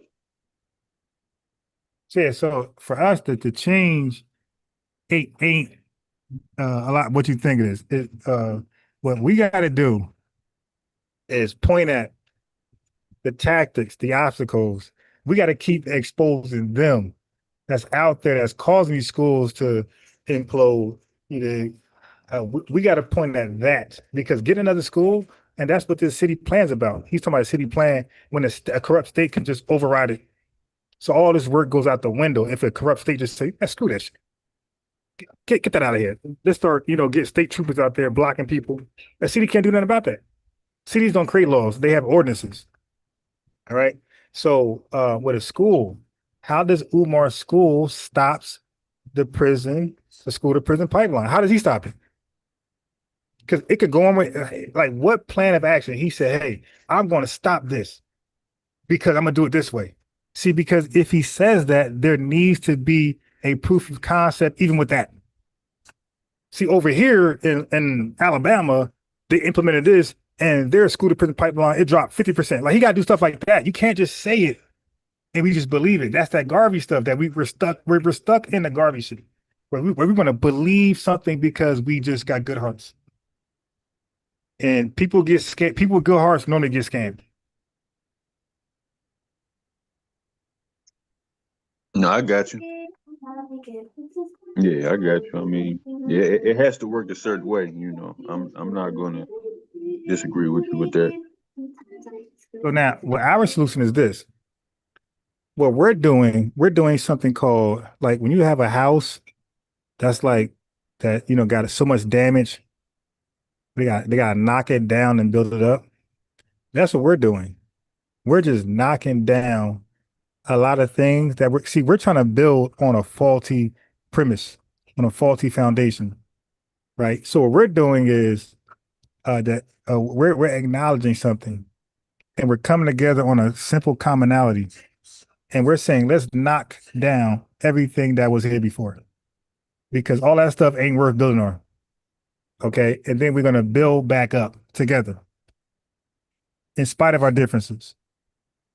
Like, that don't happen too often. That happened with the Civil War. That happened with the Civil Rights Movement. But that don't happen too often. That happened with some protests or some boycotts. We did it, the bus boycott, the George Floyd protest. So it happens like that, but it don't happen often where we say, look. And then those things were like a moment in history. Then they went away. The bus boycott ended. It was very successful. But guess what? They went right back to their regular lives. What we're doing, we're making it in a lifestyle. So there's nothing to go back to. This is the lifestyle. I got you. And people hating on the real solutions. Like, yo, we're doing what people couldn't do permanently, because these guys did it for like a moment. The George Floyd protest, the Rodney King thing, moments. Boycotting Gucci, moment, gone. What we're doing is permanent. Ain't no going back. This is the new start. And people mad at the real solution. So that make us scratch our head and say, hey, did they ever want a solution? Were they always part of the problem?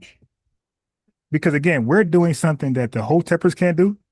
The Hoteppers got all type of different organizations, different churches, whatever, and they go in their own way. They don't talk to each other all day. And from the Pan-African organizations and movements and what they're doing, they all work separately. They all work independently. Even the self-defense organizations, not fucking around, all the rest of them, they all work independently. See, but that wasn't the case with the Deacons for Defense. They didn't work independently. They had chapters all throughout the state, all throughout the country. My fault. Chapter here, chapter there, different states, and they were in communication. Well, all of these people today, no matter what you name them, churches, mosques, they're all working independently of each other. We're not doing it. We're saying, hey, we got a simple commonality. We're from the same U.S. chattel slavery lineage. Let's just build on that. Let's just agree on that. Right. Let's just figure stuff out from there. Again, like, who else can do that today? Nobody. Because people are hell bent, this must work. So whatever they're in today, they're hell bent on that must work, nothing else. And when they see something else working, way greater, get more results, you become envious. Instead of being like, all right, okay, that's it right there, let's go. They become envious and they want to block it and stop it. Okay, I got you. That's why I said it's so many. It's a plethora of directions that that's out there. So you're right. Everybody is working independently of each other. And that's what I just, I respect everybody's viewpoint, like you said, like you can't keep doing the same thing and then expecting different results. You know what I'm saying? So no, I respect that. You know what I'm saying? I just wanted to tap in with Garvey, but yeah. no, And look, I last can't thing is even this. argue with you. I can't even argue with you. You know what I'm saying? I And look, definitely I see it. So, see where you're coming from. Definitely see your point of view. right. And last thing is this, like I'm where we're allowing people, don't matter what you into. You could say, hey, I'm ADOS, I'm not FBA. Hey, I'm descendant of freedmen. Hey, I'm Solon, I'm an FBA. You could say, hey, I'm not of the lineage at all. I'm from Jamaica, but I want to help as much as I can when I can. So we're allowing all that. The guy could say, hey, I'm from Lagos, whatever shit is. Hey, I'm over here to help what you guys got going on, help debunk like the misrepresentation, defamation. And I want to, I want to help. Yeah, we're allowing all that. We're not saying no, get away. But what we're not going to allow is disrespect. And the guy that I'm showing on my tonight, he's the guy we're not allowing. Like, we're not allowing that to happen. This Black City plan that's based on nothing. And all he wants is cash apps. So this is back to Umar Garvey thing. Give me all the money, I'll solve your problems. Those people got to stop. So Booker T. Washington ain't never say, all Black Americans, give me all your money, I'll solve your problems. Never said that. But that's what these guys are saying. No, I got you. You right. You know what I'm saying? Like I said, you right. I ain't even gonna disagree with you. You 100% right. I appreciate it, man. I'm glad you called in. This is a good, constructive conversation. And I thought I was gonna have to take you to the ACS when we were talking about the Klan and Garvey. Right. I thought I was going to bring you to the ACS. You ever heard of American Colonization Society? Yeah, like that. Okay. Liberia, Savannah, Haiti. Right. Yeah. What was his name? Who was dude's name? What, black or white? Mulatto. He was in the 1800s. He wanted to go to, I think, was it Panama? Was it William Wells Brown, I think? I'm not familiar with that name, William Well. Yeah, it was like he wanted to go to, because really, like I said, to be honest, I read John Monroe, what he said in regards to, the American Colonization Act and what he was saying. I really didn't think that he was really like too biased. I mean, it was racist in this, but it was like, okay, I can understand a man telling you like, well, like if you want to kind of go do something for yourself, you might have to go somewhere else, because for the most part, we gonna hold things down, and it's always gonna be a white majority. But I mean, that never works, and no, that never works. Like fleeing. It showed me. I need to see the people who fled from their homeland as a case in point study. Like, oh wow, this shit actually works. All of them are screwed up today. The Lebanese, where they go? Shoot, all over, like Brazil. Right. And like, yeah, but you got to stand. That's not their country. That's not a win, because you're going to always be Lebanese in Brazil. So you're going to always be looked at as this ain't your country.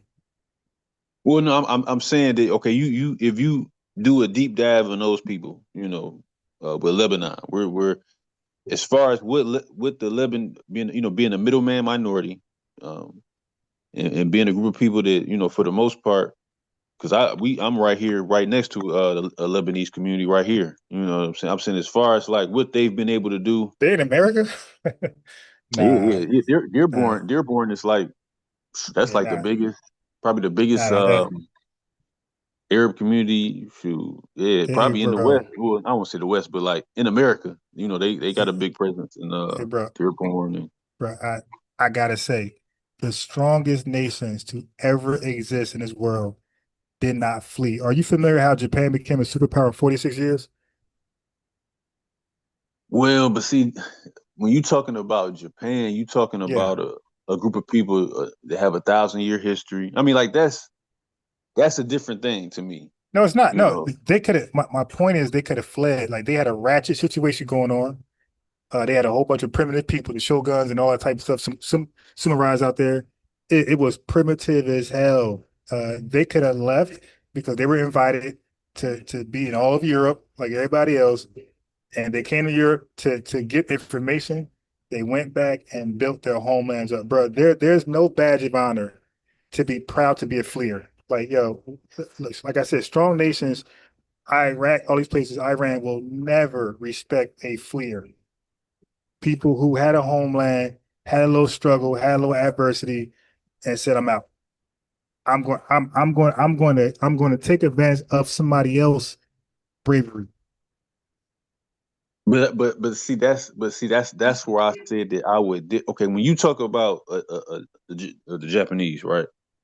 I'm saying that okay, that's the people that have, you know, in any lifespan of a people, you're gonna have your ups and your downs. You know, you're gonna have those times where you were riding high and you know, in commerce and trade and family and community culture, cohesion, etc. And then you're gonna have those times where you have, you know, a bunch of drug addicts, a bunch of criminals, failures, where you don't have good outcomes, where the people can't have good outcomes. But I'm saying, as far as when you look at John Monroe and what he was saying in regards to the Colonization Act, right? I don't really find that he was just all the way like, oh, this was just something that just don't make sense. When okay, people don't take in account, you know, where Black society was at that time, you know, and which and as a minority people with no designated homeland. So it's not like, okay, you got like the land of Goshen, like Pharaoh gave to the Egyptians. I mean, like Pharaoh gave to the Israelites. We just was a scattered people throughout the South. And then for the most part, what really kept Black people band together was this color line or them instituting laws to make Black people socially separate. So it's like, I can understand somebody saying, well, listen, if you want a future that you can control, that you can get good outcomes based on your own cultural bottom lines and your own recognizance as a people, you might have to go somewhere and claim a recognized land and build from there. I mean, I don't think that that's like way out the box. You know what I'm saying? Like, you know, because again, when you talk about the Japanese and these different type of people, these people are a people that have been somewhere continuously with their own set apart culture, their own custom culture, traditions, all these different type of things that are based on their own bottom lines. So it's not like you're starting as a in the way that Black people were starting. You know what I mean? It's not the same dynamic, so to speak. So I don't find that Monroe was like, just, you know, like how they say, well, that people was racist, but it's like at the end of the day, I mean, a man that comes from somewhere else and claims the land and then builds a nation state or a sovereign on that land, you know, that's free world culture. That's free people culture. I don't think that's like way out. You know what I'm saying? And what he was saying. I feel you, but I'm just saying, us as foundation Black Americans, we don't respect that at all, man. I mean, no, I mean, like I said, I understand that, you know, I understand, you know what I'm saying? Like, I understand that time, you know what I'm saying? But it's like, you know, you had a lot of people who, even at that time, they were against the Edward McCabe's, you know, they were against the Exeter movement, you know, like, I don't know, it just, to me, it's like, I just try to look at it from both perspectives. So I don't say that Yeah, them in that time, you know, the people that we all of us look at it from both perspectives. Like I said, we study history and we looked at things and I try to do what you did. I try to see like a reason to flee and for other people. And I just came back to reality. Like, yeah, nah, I just can't respect it. Like I can't look at somebody who fled their homeland and look at them as a strong individual, something for me. Like, nah, I mean, I could be cordial, but like as long as they acknowledge they fled and you have to go back, man. I mean, I don't know how you just leave your homeland and just act like that never happened and then took piggybacks on small success, made a lane for yourself, and you're still called Lebanese, and you have a country called Lebanon that's I don't know who knows what conditions in, and you just act like that don't bother you, especially if it's in a poor condition. Like you looking like, oh well, that's them. Like I just don't know how you can do that. Well, I mean, what about That's the not New in my World? genetics. How do you feel Huh? about the founding fathers and all these different people that came from Europe and went into the New World and built nation states? Right. It wasn't somebody. It wasn't already developed here. Like they had to do the groundwork, and then we came over here and did that.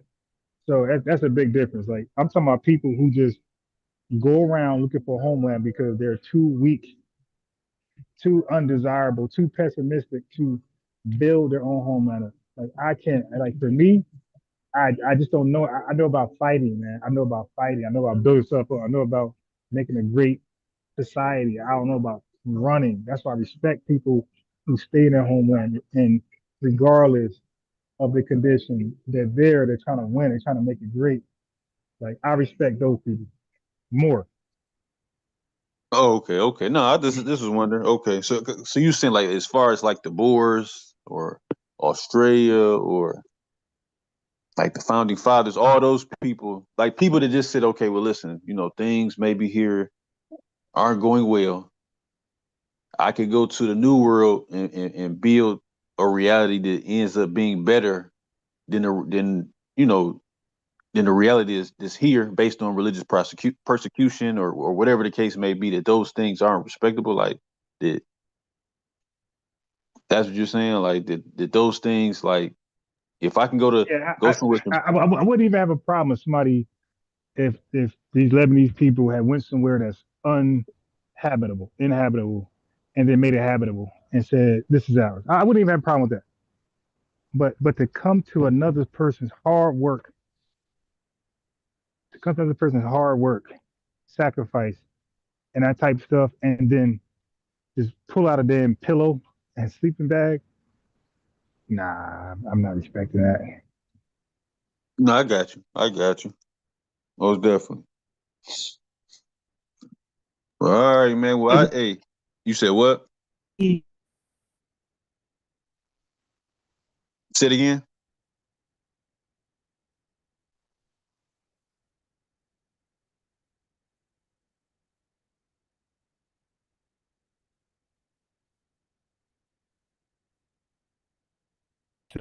Where were you at when we got this popping? It's gonna always come back down to that question. Where were you at when we got things popping? No. Well, no. I mean, for sure. Like it's always going to be like I think if you don't bring us, I think if a people maybe bring a certain skill, like if like if okay, if we getting things popping, but okay, we're not the best at this IT thing or this ET thing or we maybe you do certain things better. I think that if you could come and bring something that I don't do to the table, or bring a certain level that elevates, I think that people are more open to things. I don't think that if you come in from a certain place and we have a good thing going, and then somebody comes from a dirt poor situation in Ireland, and then they spring it to an industrialist, like what's the name stories, Rosenwald story or whatever, that it's just going to be like, oh, well, no, because you're bringing something to the table. You're bringing an industry. You're bringing your values and your gifts here. You know what I'm saying? So, Yeah. but I understand. I agree with what you're saying. I Wait, understand hold on. But let me explain that situation. That's called brain game, right? So almost where you're gonna go, I probably can like go a little deeper. That's called brain game. America is a brain game country. We accept those skill sets of people. That's why I say. If you find immigrants over here drunk, begging for money, doing criminal activity, most likely that's illegal because America goes after your best, not your degenerates. So that's why I say a good rule of thumb that you're looking at an illegal or an asylee or a refugee or evacuee, all these people who don't come in a great skill, they're going to be in a ratchet situation. All right. So, and that's also called hyper selectivity to get those people over. Like they're a group that's a hyper selective group. That's a natural filtering system to bring the best of their best, like the top 10%. And that's what goes on with Nigerians. That's why people can say Nigerians are so smart. No, they're not. We just got the best 10%, the top 10% over here. The Asian community is so smart. No, they're not. We just got a filtering system called hyperselectivity, and we got their best over here. China, the average person China is dumb as fuck. Like they're not good in test scores, and Nigeria same thing. IQ scores way below average. So that's called hyperselectivity, right? So, but here's the thing though. Huh? You said China has low IQ? Oh, yeah, all of them. The country itself, the average Chinese person is dumb as fuck compared to us. Dumb as hell. Go ahead and Google that. All of those countries, bro. We got one of the smartest countries in the world. Like, so our layman, laywoman is 10 times smarter than a Nigerian layman, laywoman, and a Chinese layman, laywoman, and an Indian layman, laywoman. We're 10 times smarter than all of them. Yeah, our basic graduate education is like a Harvard scholar to these people over there. Yo, the people in Africa don't even know their own history. So get over here. Tariq be teaching them, you don't know shit. Now, watch this. So now you got something called brain gain. We're a brain gain country. You got something called brain waste. So a lot of those guys come over here with a skill set, right? But they don't get put to use, right? They end up being, maybe they might end up working at a factory. That's called a brain waste. That means he went through all that skill, the high education in this country to come over here and work as a janitor. That's brain waste. You got brain drain. Okay, so you got immigration with an I, you got immigration with an E. So when they come over here, bro, they cause a brain drain for their country. That's a bad thing. So when the smartest people leave the land and don't come back, that's called brain drain. The country suffers. So Nigeria, I believe, bro, this is a real stat. I believe Nigerians got 3 doctors to like every 100,000 people. 3 doctors for every 100,000 people. Because the doctors are everywhere but in Nigeria. That's called brain drain. So now, what they were supposed to do is how you start off. It's called brain circulation. You go abroad with your skill set. It's called a quid pro quo, right? You go out there, you help a country become greater with your skill set, and then you learn what you learn from that advanced society, and you bring that back home and you build your shit up. That's what Japan did. Japan is the best example of brain circulation. I think South Korea or some other Asian country is second. Best examples of brain circulation. At some point, you got to bring that skill set back home. But these shanty countries with these scammers, they never go back home and they leave their people in a ratchet condition. That's why nobody respect that Lebanese stuff.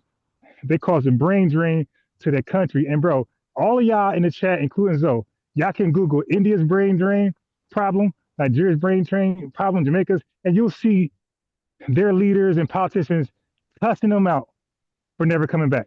They call them traitors and all type of shit.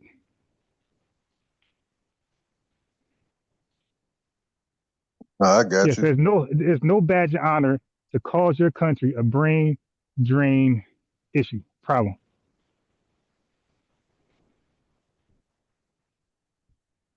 Yeah, I mean, no, I got you. I definitely. It's just, man, to me, it's like, man, that Nigeria. That's a. I talked to this Nigerian girl, and that was like I live in the worst part of St. Louis if I go live up in Nigeria. I mean, power go off for 6. Power going off for 5 months at a time? Like that place, yeah. Some places just like I understand why people just get the hell on, but I feel you though. See, that what happened if they came back though. That wouldn't happen if they came back. When they come over here, all that tech shit, take your ass back and help that power outage problem.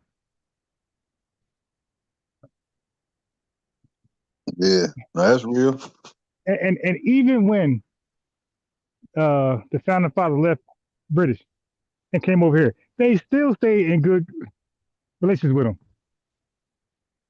Exchanging ideas, making sure they're protected, making sure we're protected. They still did some type of brain circulation with them. They didn't leave them hanging. Today, they still got a great relationship today.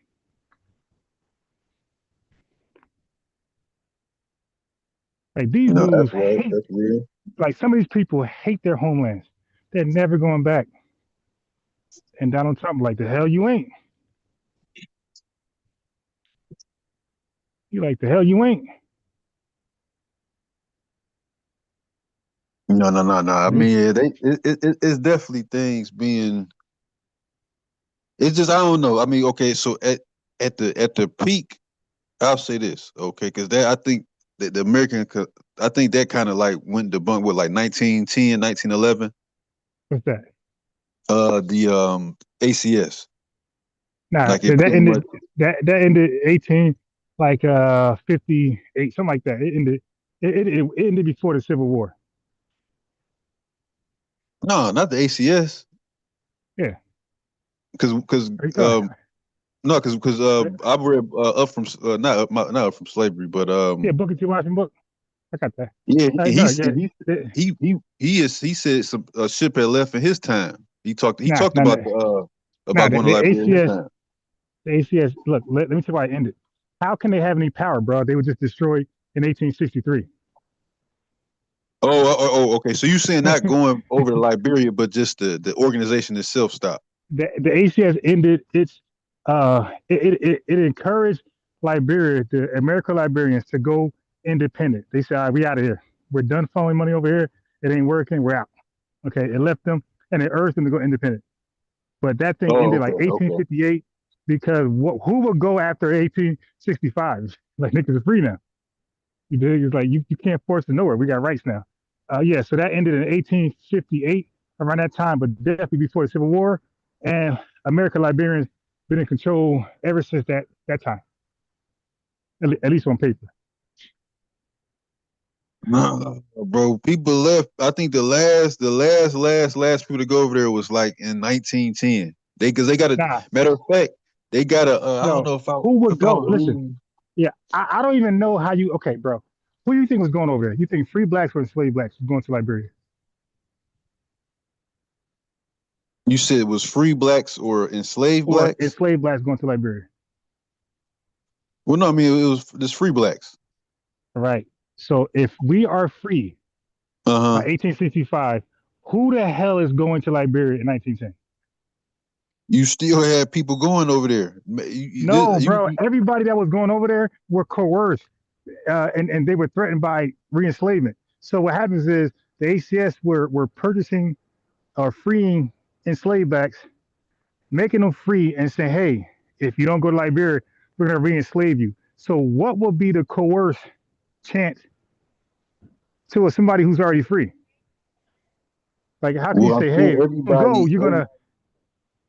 And yo, and the ACS was no longer, don't miss this part. They were no longer in existence. They were not powerful. They were destroyed, dead, defunded everything through the Civil War. We kicked their ass. I seen the ship, All right. man. I remember seeing the ship. It was like the Yeah, last ship.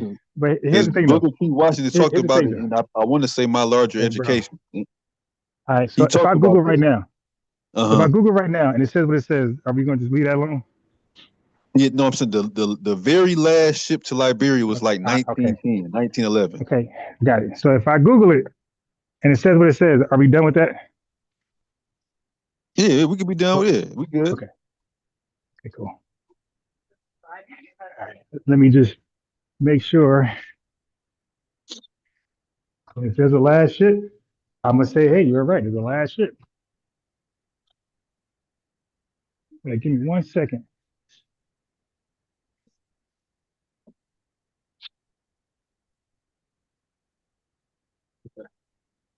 Hold on. Take a look at this real quick.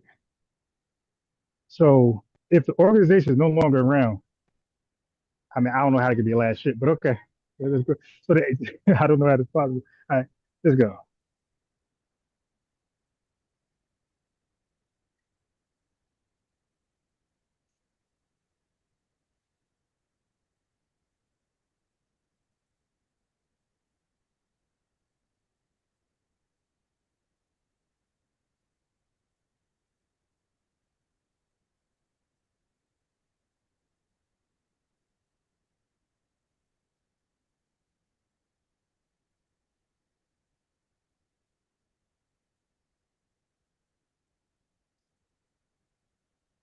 All right. So it wasn't 1910, but it was 1904. So it says the American Colony Society sent its last group of settlers to Liberia in 1904, although it continued to function as a Liberia Aid Society until dissolved in 1964. Ended Earlier migrations ended around the Civil War 1862, but later efforts revived with black leaders like Henry McNeill Turner promoting immigration. Oh, this is different. This is different. These are the black guy. Yeah. So yeah, we're speaking apples oranges there. I'm talking about the racist Quakers and abolitionists and slave owners. ACS. This talking about some black people running this thing. Yeah, that's not what I was speaking to.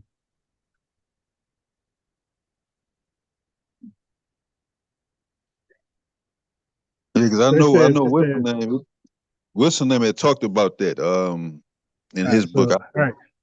So I'm gonna read Yeah. it. It says early period, 1820, 1860s. That's what I was talking about.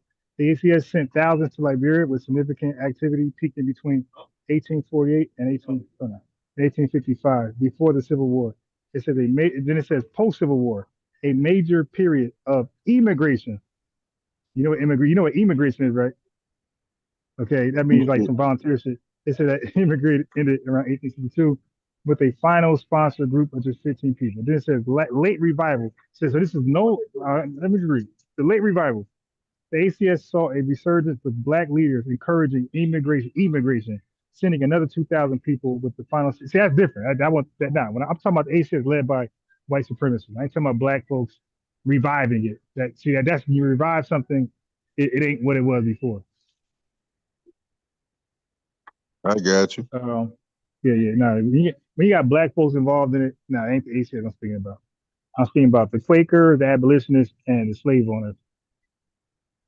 Not black folks saying, "Hey, let's go to Liberia." No, I got you. I know. I just know. I remember reading it. It might have been in my larger education because he was talking about that not being like a But solution. overall, you were right though with the last ship after the early 1900s. You were right about that because that was the argument. The argument was a ship, no matter who the ACS ship go out after 1900s. So you were right about that. And ACS ship did go out. Yeah, so I got to give you that. You're right about that. Yeah. They was on and popping in. I know it dried up though. It was like a trickle by that point, but that's when I know Booker T. Washington, he was saying that it was too many people being born. I didn't even know black folks were involved in that shit. But again, this came after. To be honest, I stopped even following it after Emancipation Proclamation, but it seems like this was still a thing. Right? Yeah, it was still. They still had a few people that was into it. That was doing that, but I mean, for the most part, civil rights was pretty much on and popping though. At that time, civil rights and trying to build. So that's why he said. So that's we're speaking of. You're right, but we're speaking about two different reasons why they were going right. Because now they're encouraging it as a willful thing. You feel me? It was like, hey, let's go back for whatever reason, or let's go, not go back, but let's go, let's keep going. Because at this point, don't forget, at this point is now independent. So now we see why it's revived. I said they encouraged them to go independent by like 1858, something like that, in the 1850s somewhere. So now they're independent. Now they're running it themselves. Right? So it would make sense that black people say, hey, let's go there now that we're running ourselves. But this was not happening when the ACS was ran by white people, white supremacists. Right. No, I got you. Yeah. But I understand what you're saying too, as far as that. No, I got you. Yeah. I mean, So for now on, like when I talk about it, I'm going to be more specific. I'm not just going to leave it blank like I just did. I'm going to be more specific what I mean. Kind of like coerced and forced to go rather than being encouraged to go. Right. Yeah. I mean, like like I said, you always had people, a plethora of different, outlooks or people who, what they call it, I guess you say the Negro question. like the solution or whatever. You had different people that looked at it different ways, you know. But yeah, no, I mean, like I said, yeah, no, you right. Like I said, yeah, Garvey, you know, he was scamming. You know, I you know, like I said, you pretty much, you know, showed that, you know, or whatever. Like it was so I gotta change I hold on to it, but you know, like I just always was more, or I'll say I'll skip that. I was more so with the people the that was on idea. that side. You say it Yeah, again? like I would say that you were more pro the idea and the right idea with the right package. You know, because Yeah. you can agree with an idea, you can agree with an idea, but disagree with the package. Right, exactly. Yeah, yeah. Because you might like the idea, and that's what we try to tell people with FBA. The idea is separate from people. You can't attach an individual personality to a great idea. So people Right, say most definitely. Tariq that, and they want to attach him to the idea. Yvette this, Yvette that, Democrat, and attach her to the idea. No, you can actually separate people from the idea. You dig? So, like you saying, you like the idea, but you don't like the way it was packaged, how it was handled, you know, all the non-disclosure shit like that. Um, but I like for most of us, I do know our history in this country. The average Black American did not want to leave the country. Everybody felt like we built this country. We died for. We fought in every war. We're not going nowhere. Like, okay, you guys are the majority. You got the power. You got the law. All that stuff going. The politics. But we're going somehow this shit somehow is going to straighten out. We're against all odds, and we still said, nah. We did too. We're the reason why you guys are filthy rich. Ain't no way in hell we're gonna go back to wearing leaves around our private parts and swinging from trees. That ain't happening. They're wearing suits now, tailor-made suits. Nah, we ain't going nowhere. We're gonna take what's ours. Fuck asking. We're gonna demand it and take it. And that was all of our mindsets, bro. But see, the thing about that though, and I asked people this on Clubhouse. Yeah. Okay, when you look at the color convention movement, and you look at the voices that was in that, or you know, I know they've digitized. I haven't had a chance to go through even half of them, but they digitized a lot of those color convention movements, the notes, and these different type of things. But okay, the people that came, you know, that was in that time, and the people that came directly after physical emancipation, you know, like the Oscar Duns, the Harlem Rebels. Who else was like prominent? Who was that? H.P. Peacock, the Robert Kane, a lot of them dudes, a lot of that generation, right? Was okay, yeah, they were abolitionists. You know, they were abolitionists. They were people who wanted Black people to have a representation of society. But those things, to me, from my point of view, that wasn't about Black people being a socially separate people. Like, okay, yeah, they're abolitionists, and they want up out of being slaves, of course, out of this servitude in this slave system and these different type of things. But that, to me, from my point of view, from how I look at that, that wasn't about necessarily Black people building a community or Black people building certain things separate. That for the most part, if you go with what they kind of envisioned as a future, that for the most part, you start your assimilation and you start that assimilation and amalgamation thing at that time. The what you have as far as separate, like the AME and the NBC and the George Lyles and the Jonathan Byers and all those things that kind of like end up actually creating a separate Black identity or a separate Black cultural identifiers. Those things don't come into existence.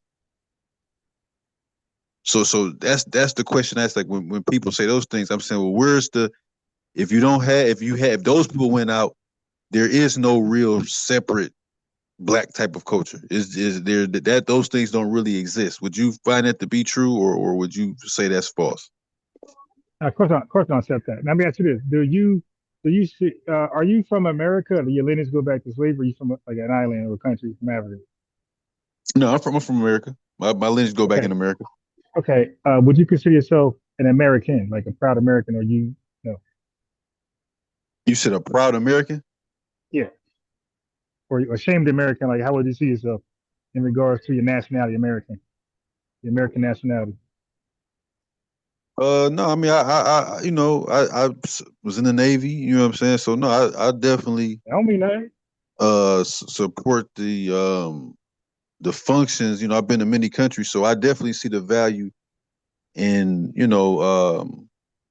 the culture was built around a WASP culture, and you know, so I see the value in Americanism and in the way of life that we have. I wouldn't sit Yeah, up that was on, the you know, question though. say it The again. question is, do you see yourself as a proud American? But what do you mean? What do you mean as far as a proud American? Like, what do you mean by that? Are you proud to be American? Am I proud to be an American? Yeah.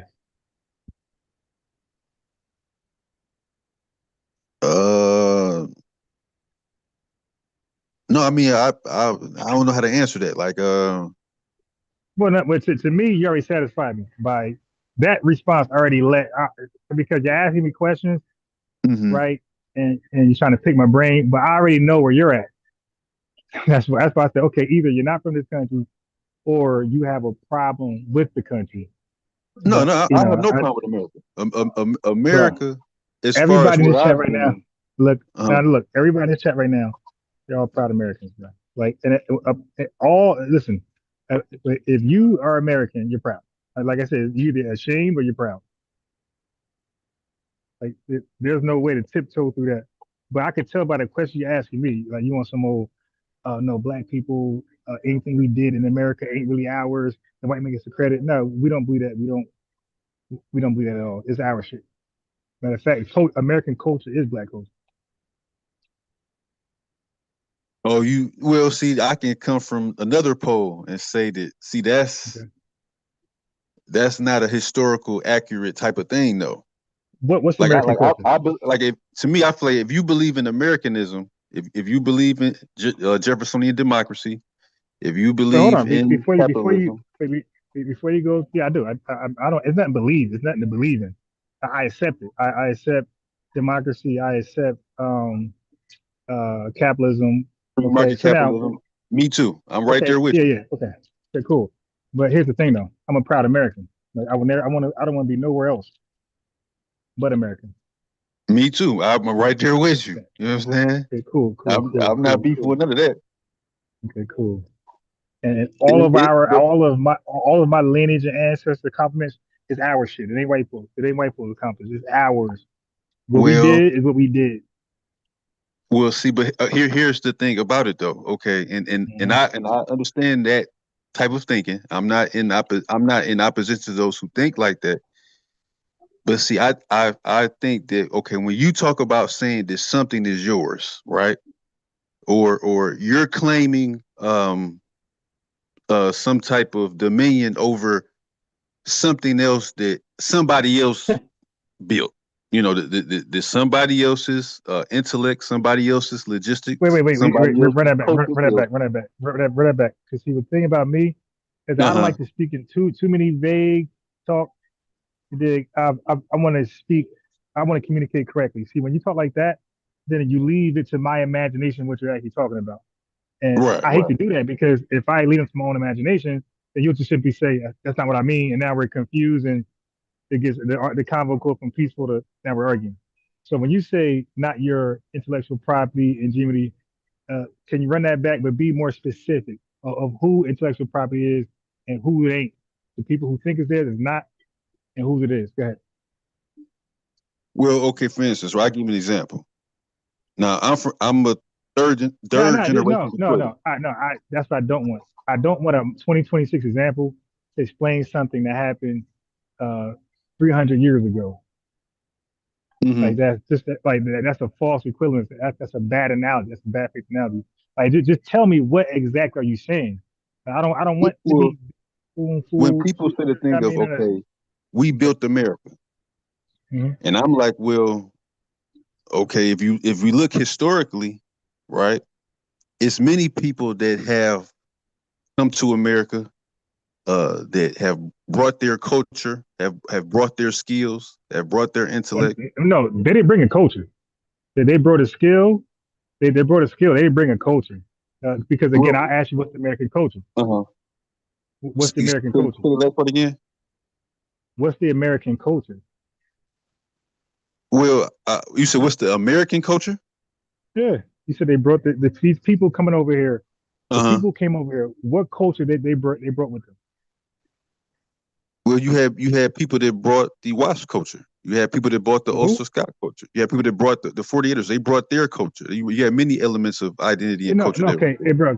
Culture means that when you say culture in an area, that means it's being embraced by the people that's in the country or in that area. So if I join a church, right, and I bring a swag there that's being borrowed, I get the credit for that swag that's being borrowed. But if I come with a swag that nobody's even cared about, ignoring it, I didn't really bring shit to the church. I'm just a member. So, but before that rabbit hole, I want to go with the people who you're saying help build the country. I want to be specific. What did they help build? Because I feel like I'm a cookie here. So I'm gonna be honest. So now let's start slow. Give me particular people. Stop speaking vaguely. Stop being ambiguous. Give me, because I know wait, let me help you out, bro. I keep saying this. I'm not bragging. I'm just being honest. I studied the history of immigration in this country. Okay, so let's start there. What people are coming here and what are they building? Let's start from people to people. So I know about the Chinese Exclusion Act. I know about the quota acts of Europe, Eastern and Southern Europe. So I want to know specifically who is coming over here, who's building what, and who's getting the credit. Go ahead, start there. Well, I don't think it's going to go well for you. The WASP culture, right? You had the WASP. What country? What country? White Anglo-Saxon Protestant. What country? The white Anglo-Saxon Protestant countries. And, British. Country? What country? No. English people. Okay, cool. Scott Irish. Okay, start there. Okay, cool. Okay, let's start there. Yeah, bro. Listen, bro. Good. I want you to name countries because you gotta say the UK. Okay, you guys say the UK. So most of the people coming over here, you said they had a skill set. Well, I mean, if you're bringing the language we speak, if you're bringing the garb, if you're bringing what was their incentive even? Wait, hold on, because you're talking about the immigrants. Okay, so what were their? And you're talking about the immigrants from the 30. What were their incentives to even come over here? The early, even earlier than that. What were their incentives to even come over here? You said incentive. What do you mean? Yeah. What reason were they coming over here in the first place? Well, to build up a new nation, to build up a new nation. No. They wanted to stay in Britain, my guy. They didn't want to leave their homeland. That's called. That means, what does that mean? That means that they were the criminal class, my guy. They had an option: die, face your charges, or go to America and build up America. Okay. Okay. Yeah. That's trying to say, like, you're going somewhere. I don't think you're ready. They didn't come over. They wanted to stay in their homeland, my guy. They were told, no, you ain't staying. You go there. Okay, that's cool. Yeah. Okay. So yeah. I know. So the bulk of them were their criminal class. It's either face your charges, which is going to be death, or take your ass to America and be an indentured servant. So these people, that's called forced migration. Okay, so they didn't have really a skill set. They're gonna learn on a job. It's die or go to America and do what your master says. Okay, so now what were they actually doing? What type of work were they serving in America? Because they were doing specific work here. That's why I said you had people doing different jobs. You had people that were artisans. You had people that were farmers. I mean, you had many people that came from many regions. Let's go with farming. Okay, let's go with farming. Are you familiar with the 1862 Homestead Act? I know that they talk about it. You're not ready, man. You talk. Okay, because we have a timeline first. So that's what I'm saying. When you say certain timelines, are we talking about early America? Or are we talking about post Civil War? Well, we talking about. Oh, it got to be after 1776 because Yeah, that's when okay. America So was after okay. Okay, cool. 1776. Okay. Uh-huh. So now we know the early wave of immigrants from UK. That's why I kept saying what country. Okay, so people from UK, we know they're coming over here as a criminal class, right? And they had no skill set with them. They were coming with just coerced. They were coerced. Hey man, stay here and die. Like kind of like what the Quakers did to the free blacks in America. Hey, stay here and be re-enslaved or go in Liberia and have this fantasy Garvey shit. So same thing with the UK people. They were coming over here because or die, right? They had no real skill set. They were learning on the job. Bro, they were not doing uh steel mills in UK. These people were not doing that in the UK. They had no experience in coal mines. That's what it was shit to, my guy. They were not doing it. These said farming. Hey, bro, that's why I said the 1862 Homestead Act.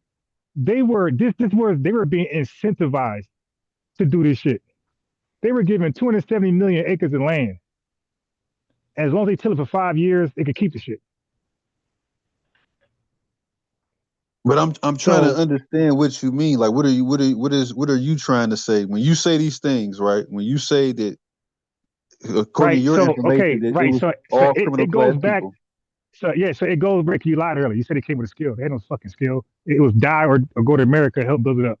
That's not a skill. Okay, that's a threat. You're saying of all the people from what time period? From post? Okay. I'm saying around the first wave of immigrants from Britain, UK. The first wave of them were threatened to come over here. Post 1776. Yeah. You said they were threatened to come to America? Yeah. And right. Those people had no value. That there was no value. Just a body. Their value was being a body. Take your ass to America, become a indentured servitude, and do whatever that's told to you. And then after a certain amount of years, you might be free. Other British and Dutch and German people, right? Well, at that time, America's America. So you're going to deal with the Americans, right? You take your ass over there, you're going to deal with them. Like, they're going to tell you what you got to do. Those are your new bosses and managers. But you got to get the hell out of here. Because they didn't want their criminal class in their country. Nobody wants their waste. Everybody tries to ship off their waste. So they didn't want their waste over there, fucking the country, right? So take your ass to America, because America need bodies. America don't want the freed slaves to be leveling up. So you're going to compete with them for jobs and shit like that. So now we're talking about, but don't forget, we're talking about building the country, being foundational, because that was the comparison. All right. So now I need to know what foundational job duties were these folks doing. Give me a country, give me a people from a country. If you're going to name the people, name the country. Don't just name a people. I'm not familiar with all these little terms. Just give me the people, name their country, and I'll be on par with you. And I want to know, what did they do in this country that's considered foundational? Well, let's look at, so you want a specific place that they've built, or you just want, because I'm trying to understand, we know what the Germans brought. I think we can say, okay, Germany. This ain't that fucking hard to understand. No, I'm saying, you said you want a specific country or people. Yeah, and what do they do that's considered, listen, so you can stop listening to German. What work did they do that's considered foundational? Building America. Go ahead. Okay, so if you talk about Germans, right? Yeah. When you talk about what they brought, What year? Oh, I see. You won't. Bro, listen. I gotta know what I said. I studied the immigration thing. So if you tell me a year, I can tell what the fuck they were doing. So I need to know the year where if you say something random, you might be right. But I like to follow a timeline. Like, all right, because if I see a timeline, I can know exactly if that's what they were doing at that time. Because Germans were here all throughout America. Like they were welcome here because they were Anglo. All right. So Anglos were North and Western Europe were welcome over here with pretty much no restrictions. It was the Southern and Eastern who were, they were like, a little iffy on. Okay. Right, of course. Okay, cool. So and Jewish people at some point. You want a specific year. And what they were doing that was foundational, right? Because the country could have already been built. So that's what I'm trying to say. Like, the foundation could be already built when you start naming people. Like, now the foundation is already set. The economy is already booming. Okay, So so the German people, right? About what year? You could Google. I don't care. Okay, what year you want me to find the Germans? Okay, Yeah. hold on, let me see. Came over here and helped build a foundation to this country.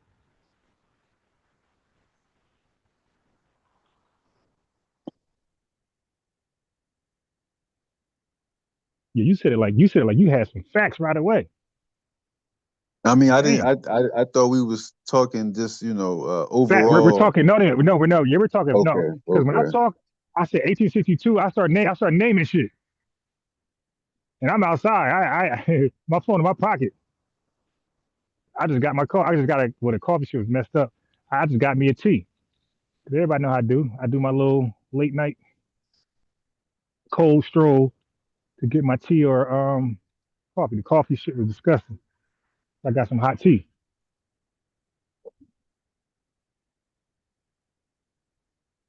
So yeah, my phone in my pocket while I'm talking. Okay, I Yeah, got you. So, see, look, let's you came see. off. Let me see what just German. happened. Let me see what happened. You came off like you had your shit tight. Like I You didn't know said you. I came off. I don't mind you googling. Yeah. You came off like you was about to drop some knowledge on how white people somehow built this country, added to the foundation, and we didn't, or they did more than us. All right. So I was hoping you came with that, which I know you couldn't. I know you can't. So but I was waiting for the Look, lie so I could cook it. that wasn't, but that wasn't my premise. I'm just saying when people say we built this, and you like, well, okay, What do we that's a mean by okay? historical. Look, so you need to ask yourself what see what happens when the question I ask when you start to think what we thinking, but we're not thinking that. What do you think we mean when we say we built this? Well, I mean, to me, that's a trope that I used to believe. You know, those type of No, things. but That, what oh, do we say? You no, quoting no, no, us? no, What do no. we mean when we say it? Well, Because you again, got a whole bunch it of you makes from the no Garvey sense. shit. I don't know what you guys meant, but I'm saying with FBA's ADOS. When we say we built the country, what do we mean? You got a bunch of definitions on that. You got No, a we bunch don't. of No, we different don't. No, people. we don't. No, we don't. No, we don't. No, we don't. Sir, you gonna speak to 40 million people, Hey, different bro, all these different views. I said those. Listen, my guy. See, like you said, that the ADD, that shit kicking in. I said, what do we, the people who acknowledge I themselves don't know as we. Okay, Oh, what do the FBA. Okay, people? FBA. Okay, go ahead, Yeah, go ahead, no, go no, ahead. no, no, no, Okay. no, no, no, no. See, that's the ADD kicking in.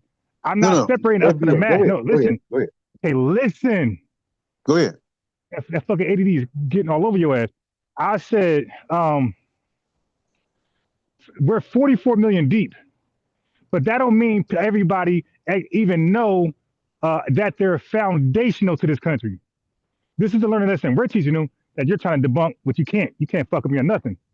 All right. So I said, what do we, the people who say out their mouth, I'm FBA, I'm ADOS, what do we mean when we say we built the country? We're foundational. I'm not sure. What do FBA people say? Right. So you're arguing nothing. That's the whole point, my guy. Like we're saying some shit, you don't want no clarity, and you're debunking a straw man you made up in your own mind. No, Okay, I'm so not. I know. I'm okay, asking you. so What do FBA right, people cool. say that they built the country?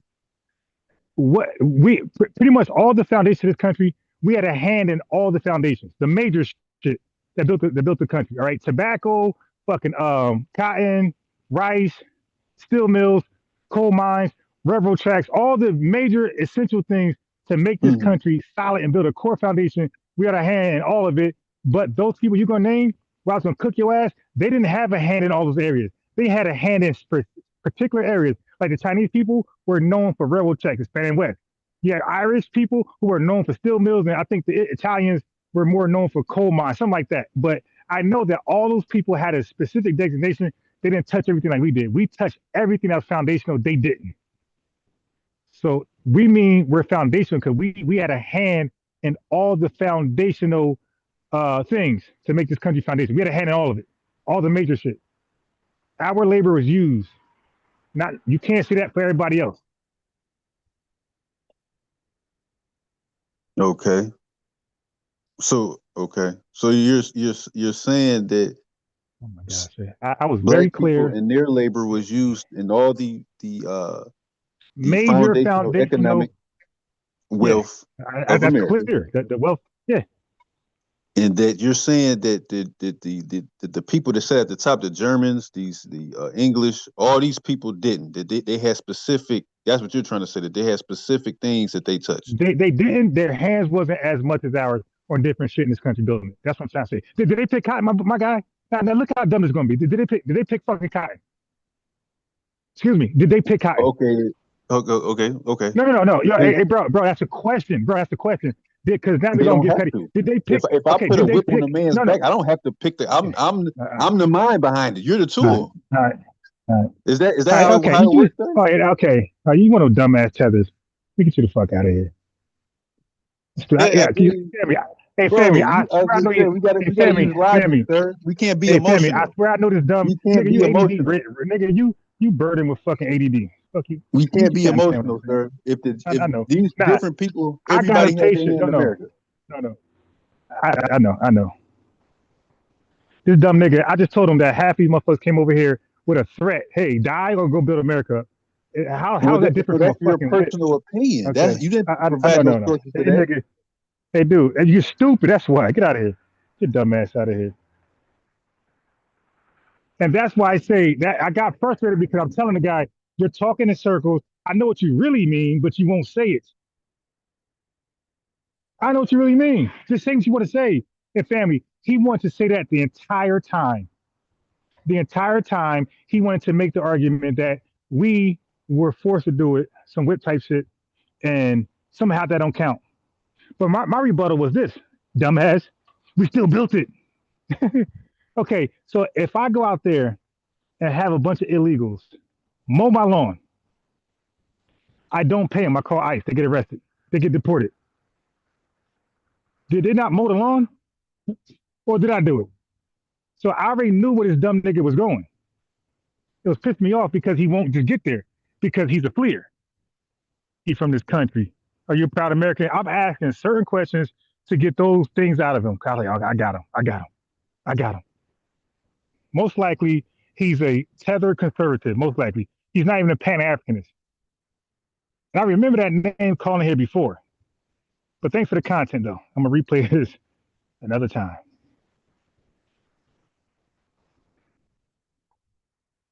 Like, just straight, that's what I'm trying to say. You can't have an honest conversation. Now, when it's honest, like earlier, well, I thought it was, it's going to be cordial. But the minute I sense you like hiding some bullshit behind, and you're going to do it later, you trying to slow walk me to it? Nah, not going to happen. See, he ain't know shit about what he's talking about. Like, dude, you know I studied the history of immigration in this country, right? The Germans did what? The hell you gonna say? He said nothing. He had to go Google it. I encourage this clown to go Google it. I said, bro, you came off like you had that shit ready. Like you about to cook on me. You would think he'll say the Italians and the Irish. He do say the Germans. Okay, let's go. Yeah, these German people got the red carpet when they came over here, man. They got the red carpet. What he talking about? These people were indentured servants, you feel me? And they were over here for talking about UK.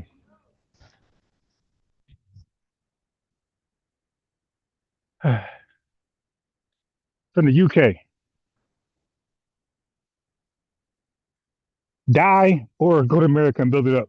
How is that intellectual properties over a whip in the back or get another whip in the back? How is that different? Both people were influenced with some type of violence to do the job. What think you talking to, man?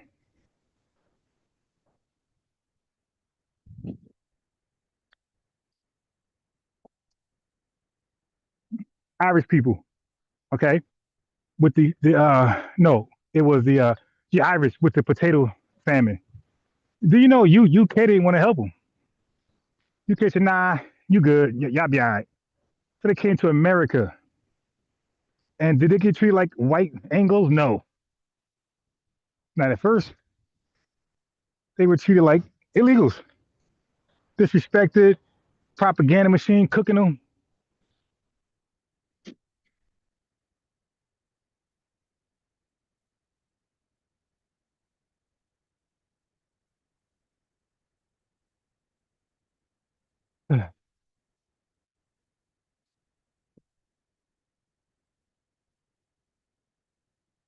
Yeah, man. Y'all know FBAs.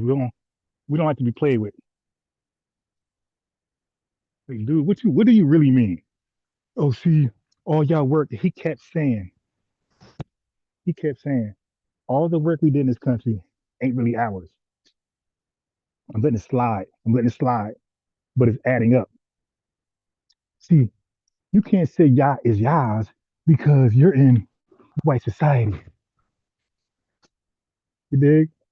I'm like, okay, let me bookmark that comment. You dig? Oh yeah, see, when this was happening, this other white guy, when he said something, it wasn't really racist. It wasn't really racist, but what you mean? We're not really racist. So when a racist guy write an article or say something about black folks that's racist, it ain't really racist because there's some truth to it. Huh? Excuse me? You know, low key stuff. So I pulled the tether out of him. But remember, he tried to act like fleeing was cool. So like, nah, I can't respect the fleer. Oh, nah, see, when you go somewhere and people built up a homeland and you come over there and come with your pillow and blanket, nah, that's all good because you're adding. But you mean brain gain? You mean brain gain? Okay, so let me school you on that. So brain gain leads to brain drain if you don't practice brain circulation. Take your ass back home. See, nobody respects a fleer, my guy.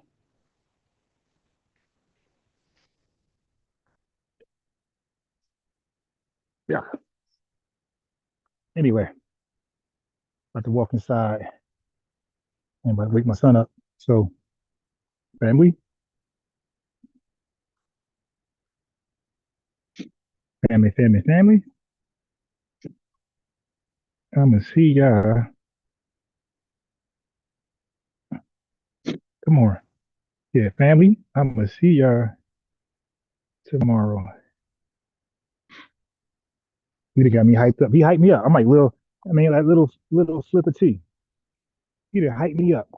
I mean, I don't like bad faith arguments. I don't like bad faith setups, bad faith analogies. I don't like that, man. But then remember, my resolution is not to turn up on my own family. I'll try to avoid it all possible. But once I realize he's tethered, oh nah. That's what the goddamn dragon around. I ripped his head off. No, sir. Not gonna let you disrespect us low key. We didn't do nothing. The white man did everything. But you fleeing from your homeland to our homeland, you did it all. The hell out of here. Peace, family. See you tomorrow. Damn. I gotta keep cooking on Brother Reggie, part 2. All right, peace. B1, we won, family. Brother Reggie with those cash apps, man. He want his money, man. He want those cash apps. He said, "Pay me what you owe me." We want reparations. He want cash app donations. Yo, he is too